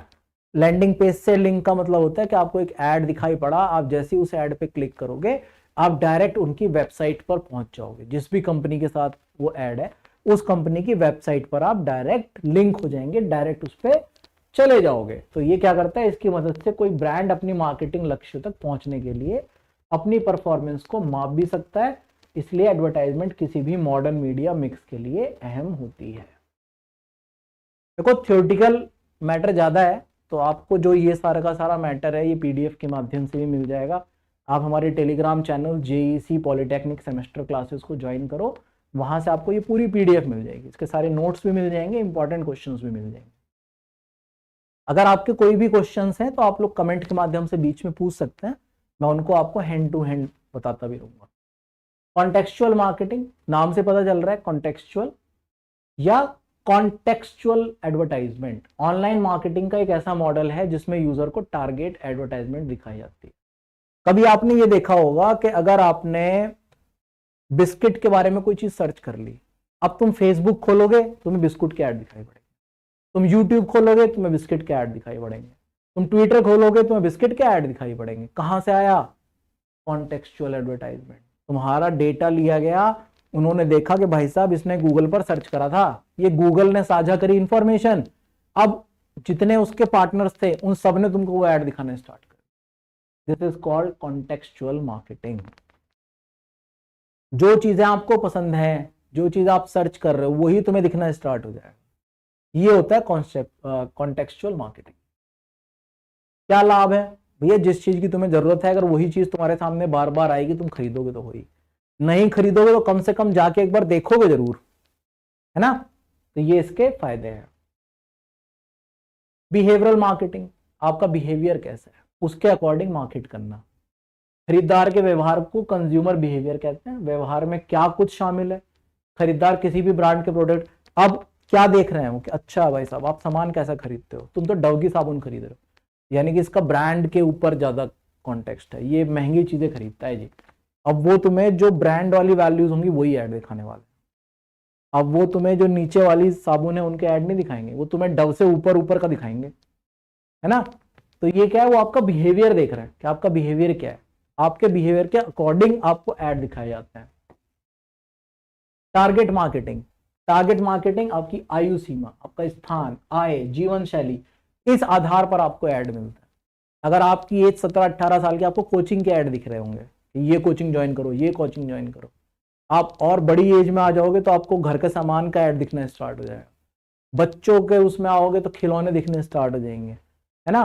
तो ये क्या होता है, आपकी आयु, स्थान, आय, इनके ऊपर डिपेंड करेगा। कंटेंट मार्केटिंग, कंटेंट किसी भी प्रोडक्ट को बेचने का एक डिजिटल तरीका, जिसमें किसी भी प्रोडक्ट को सेलेक्ट करते हो, कोई भी कंटेंट बनाते हो, पॉडकास्ट, वीडियो, ग्राफिक्स देखते हो ना आजकल बहुत सारे ऐड चलता है एनिमेटेड, है ना। तो वो जो एनिमेटेड एड्स हैं that is called content marketing. Lead generation, lead generate करना क्या होता है? लीड होता है अगर हम अपने किसी एक कस्टमर का कॉन्टैक्ट नंबर हम तक पहुंच जाए, that is called lead generation. जैसे आप देखते हो कि आपके पास एक ऐड आया, उस पर आपने क्लिक करा, उसमें एक फॉर्म आया, आपने उस फॉर्म को फिल करा, आपका कॉन्टैक्ट नंबर, एड्रेस सब पहुंच गया कंपनी के पास, इसको कहते हैं लीड जनरेट हो गई।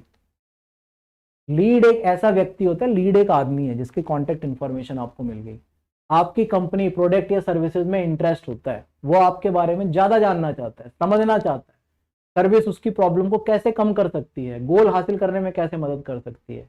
तो ऐसे लोगों को आकर्षित करना जिन्हें आपके प्रोडक्ट और सर्विस में रुचि हो, और उनकी कॉन्टैक्ट डिटेल लेकर उनके साथ इंटरेक्शन करना, लीड जनरेशन कहलाता है। Got it?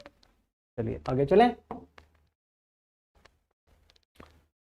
लीड जनरेशन कैसे काम करता है? सिंपल, जैसे तुम देखते ही हो, अजनबी लोग आए, जागरूक हुए, भाई पहले वो अजनबी था उसे पता नहीं था, उसने आपका ऐड देखा, वो जागरूक हो गया, ऐड पे क्लिक करा, पेज पर पहुंच गया, वहां पे उसको ऑफर या फॉर्म मिला, उसने वो फॉर्म पूरा फिल कर दिया, आपकी लीड जनरेट हो गई। This is called lead generation. Lead कैसे जनरेट होती है? लीड ऐसे जनरेट होती है।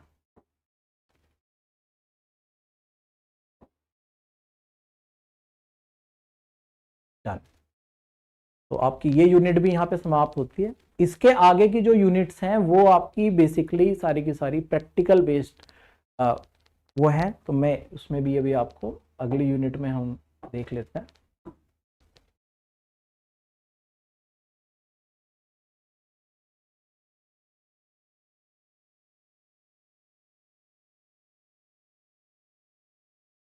एसईओ वी हैव ऑलरेडी, तो ये सारा का सारा जो यूनिट 4 है ये भी हमने यूनिट 3 में ही मैंने उसमें आपको विस्तार से पढ़ा दिया था। तो यूनिट 4 जो है वो आपकी that is your SEO, search engine optimization. Search engine optimization के बारे में हम लोग काफी बातें कर चुके। सर्च इंजन 3 स्टेप में काम करता है, किस किस में?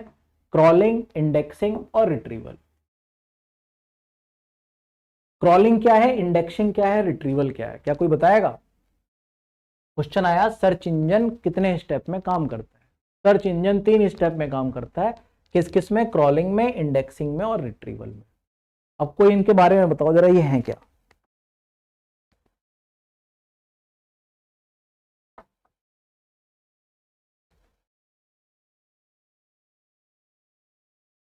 चलो कोई ये बताए, ब्रेन स्टॉर्मिंग के क्रॉलिंग, इंडेक्सिंग और रिट्रीवल क्या होता है?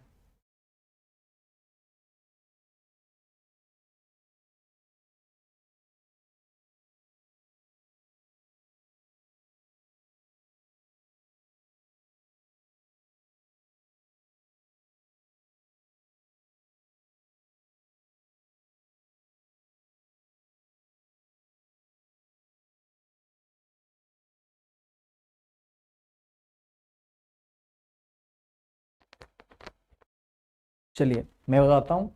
पहले हम स्टार्ट करते हैं क्रॉलिंग से। क्रॉलिंग क्या है? क्रॉलिंग एक ऐसा प्रोसेस है जो वेबसाइट में वेब पेजेस को ढूंढता है और उन्हें सर्च इंजन के पास भेज देता है। इसको आप ऐसे मानो, क्रॉलिंग क्या है? आपकी पूरी वेबसाइट की इंफॉर्मेशन को रखना। अगर आपकी वेबसाइट की इंफॉर्मेशन गूगल के पास नहीं होगी तो क्या वो उसको दिखा पाएगा? नहीं दिखा पाएगा। तो क्रॉलिंग क्या है? एक प्रोसेस है जो वेबसाइट में वेब पेजों को ढूंढता है, उनको सर्च इंजन के पास भेजता है। सर्च इंजन जैसे गूगल अपने डेटाबेस में स्टोर करके रख लेता है। इस प्रोसेस को करने के लिए एक स्पेशल सॉफ्टवेयर की जरूरत होती है जिसे हम बूट स्पाइडर भी कहते हैं। बूट या स्पाइडर भी कहते हैं। वेब स्पाइडर या बूट क्या होता है? ये ऐसे सॉफ्टवेयर हैं जो आपकी वेबसाइट, अब देखो स्पाइडर क्या करता है? स्पाइडर बिनता है जाल। उसने पूरा का पूरा एक जाल बिना, उसमें आके सब लोग फंस गए, है ना? तो यही काम है यहाँ पे स्पाइडर का। वो एक वेबसाइट, उस वेबसाइट से दूसरी वेबसाइट, तीसरी वेबसाइट, सारी वेबसाइट्स के सारे पेजेस को कलेक्ट करने का काम करता है स्पाइडर। वेबसाइट पर कंटेंट डाला है, वो सर्च इंजन को कैसे मालूम चलेगा आपकी वेबसाइट इस टॉपिक पर है, इसमें किस किस चीज के बारे में जानकारी दी गई है? ये सारी जानकारी हासिल करता है कौन? स्पाइडर। वो सारी जानकारी इकट्ठी करेगा और गूगल पे डाल देगा। ये सॉफ्टवेयर है मेनली। कुछ प्रसिद्ध वेब स्पाइडर गूगल के लिए काम करता है, गूगल बूट। याहू के लिए काम करता है सर्पर बूट। बिंग के लिए बिंग बूट। ये सारे सर्च इंजन है। DuckDuckGo, Baidu spider, ये सारे 5 आपके मेन सर्च इंजन हैं जिसमें सबसे ज्यादा इस्तेमाल होने वाला सर्च इंजन गूगल है, दूसरे नंबर पर याहू आता है। बाकी 3 बहुत कम, रेयरली यूज होता है, इंडिया में तो बहुत कम यूज होता है। क्रॉलिंग कैसे काम करता है? पूरी दुनिया मकड़ी के जाल, जैसा भी बताया था। एक वेबसाइट किसी ना किसी दूसरे वेबसाइट से जुड़ी हुई होगी, that is called web crawler. सब एक दूसरे से कनेक्टेड है, तो सारी इंफॉर्मेशन एक दूसरे से रिलेट करके इकट्ठी कर लेते हैं ये सारे बूट्स।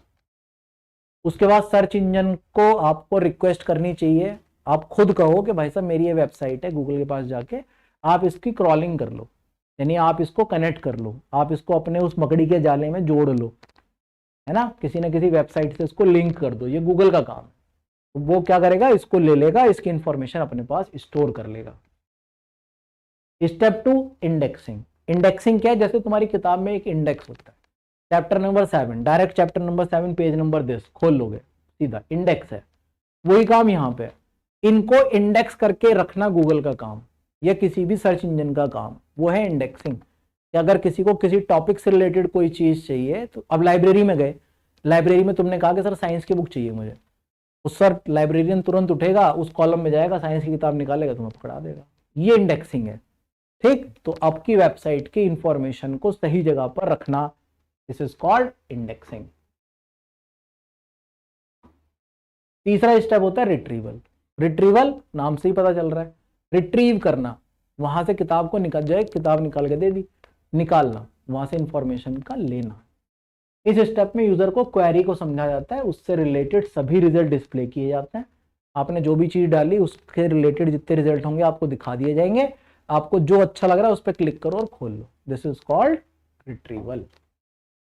एसईओ हम पहले बात कर चुके, एक ऑर्गेनिक तरीका आपकी वेबसाइट को गूगल के पेज, फर्स्ट पेज पर रैंक करवाना एसईओ कहलाता है। वेबसाइट के लिए क्यों जरूरी है, बात हो गई हमारी। एसईओ के क्या फायदे हैं हम देख चुके। गाइडलाइंस, कीवर्ड्स अच्छे होने चाहिए। ठीक है।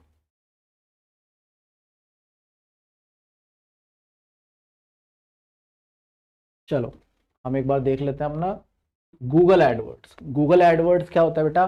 गूगल एडवर्ड्स हमने देख लिया था कि गूगल गूगल एडवर्ड एक ऐसी सर्विस है, गूगल एड्स, जहां पे आपके चला जाते हैं। गूगल आपके एड्स को चला रहा है, किस बेस पर चला रहा है? कॉस्ट पर क्लिक पे चला रहा है। आपसे पैसे लेता है, आपका ऐड दिखा देता है। अब इसका जो मेन काम है, इसको आप एनालाइज कैसे करोगे? गूगल एडवर्ड का जो मेन चीज हमने देखी है,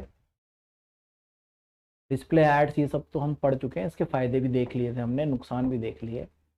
जो इसमें मेन चीज आपको दिखाना चाह रहा हूं मैं, वो है गूगल एड का पेज। देखो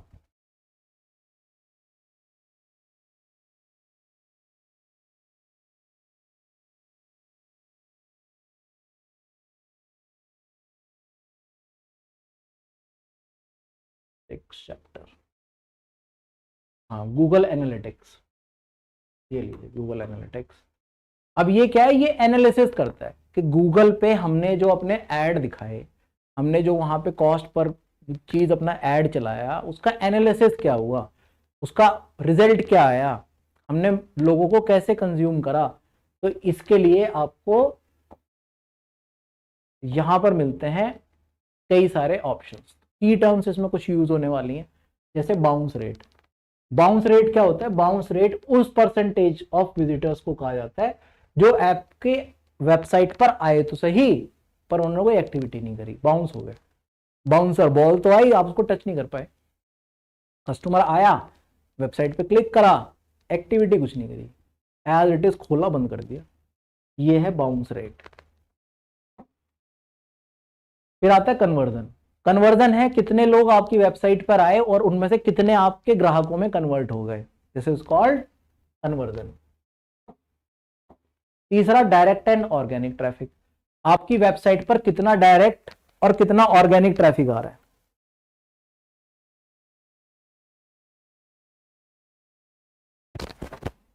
ऑर्गेनिक ट्रैफिक हमने पहले भी बात कर ली थी कि ऑर्गेनिक क्या है, जो अपने आप आए।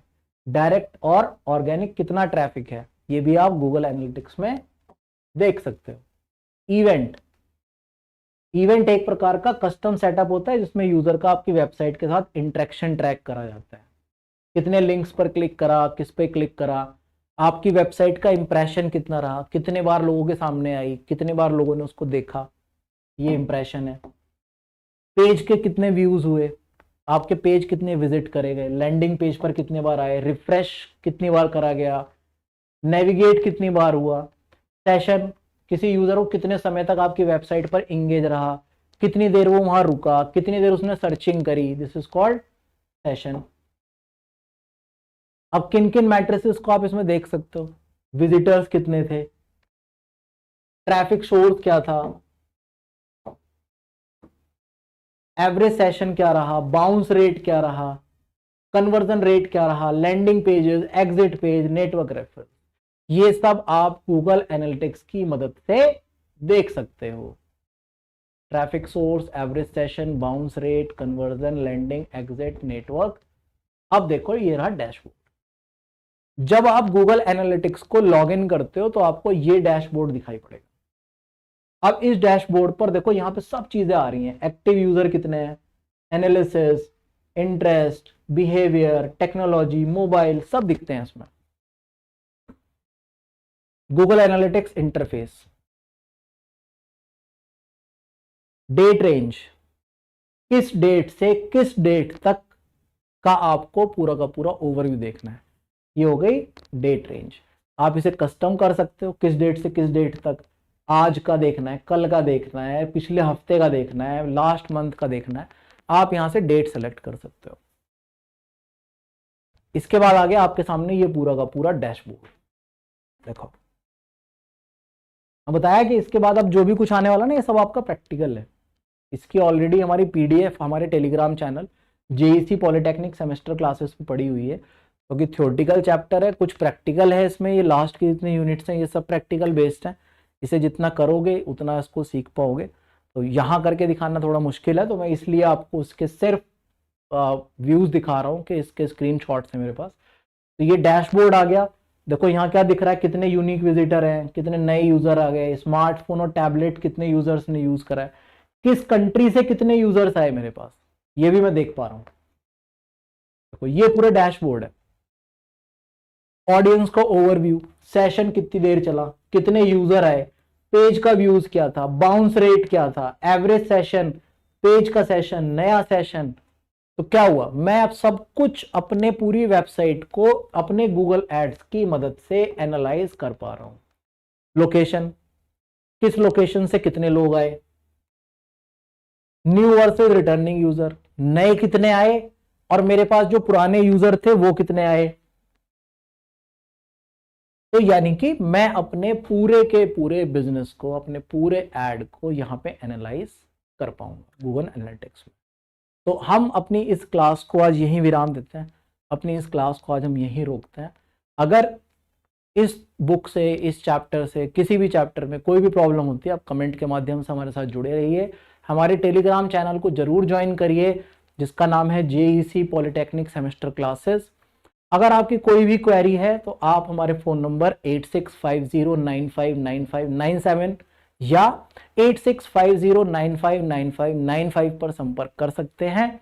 अगर आप चाहो तो फिलहाल 70% ऑफ चल रहा है हमारे कोर्सेज पे, आप हमारे कोर्सेज भी ज्वाइन कर सकते हो। अगर आप हमारे कोर्सेज ज्वाइन करते हो तो आपको 70% ऑफ मिलेगा। इस पूरी क्लास की, ये पूरे के पूरे लेक्चर्स की आपको पीडीएफ भी आपको प्रोवाइड हो जाएंगी। दैट इज कहां पे मिलने वाली हैं? Telegram channel JEC polytechnic semester classes पर। तो आज की इस क्लास को यहीं समाप्त करते हैं। Best of luck for your exams. मन लगा के पढ़ो, अच्छे से पढ़ो, बहुत इजी सब्जेक्ट है, इसमें आप बहुत अच्छे मार्क्स गेन कर पाओगे क्योंकि थ्योरेटिकल चैप्टर्स हैं। आप अच्छे से थ्योरी लिख के आओगे तो बहुत अच्छे मार्क्स इसमें गेन कर पाओगे। थैंक यू, धन्यवाद, जय हिंद, जय भारत।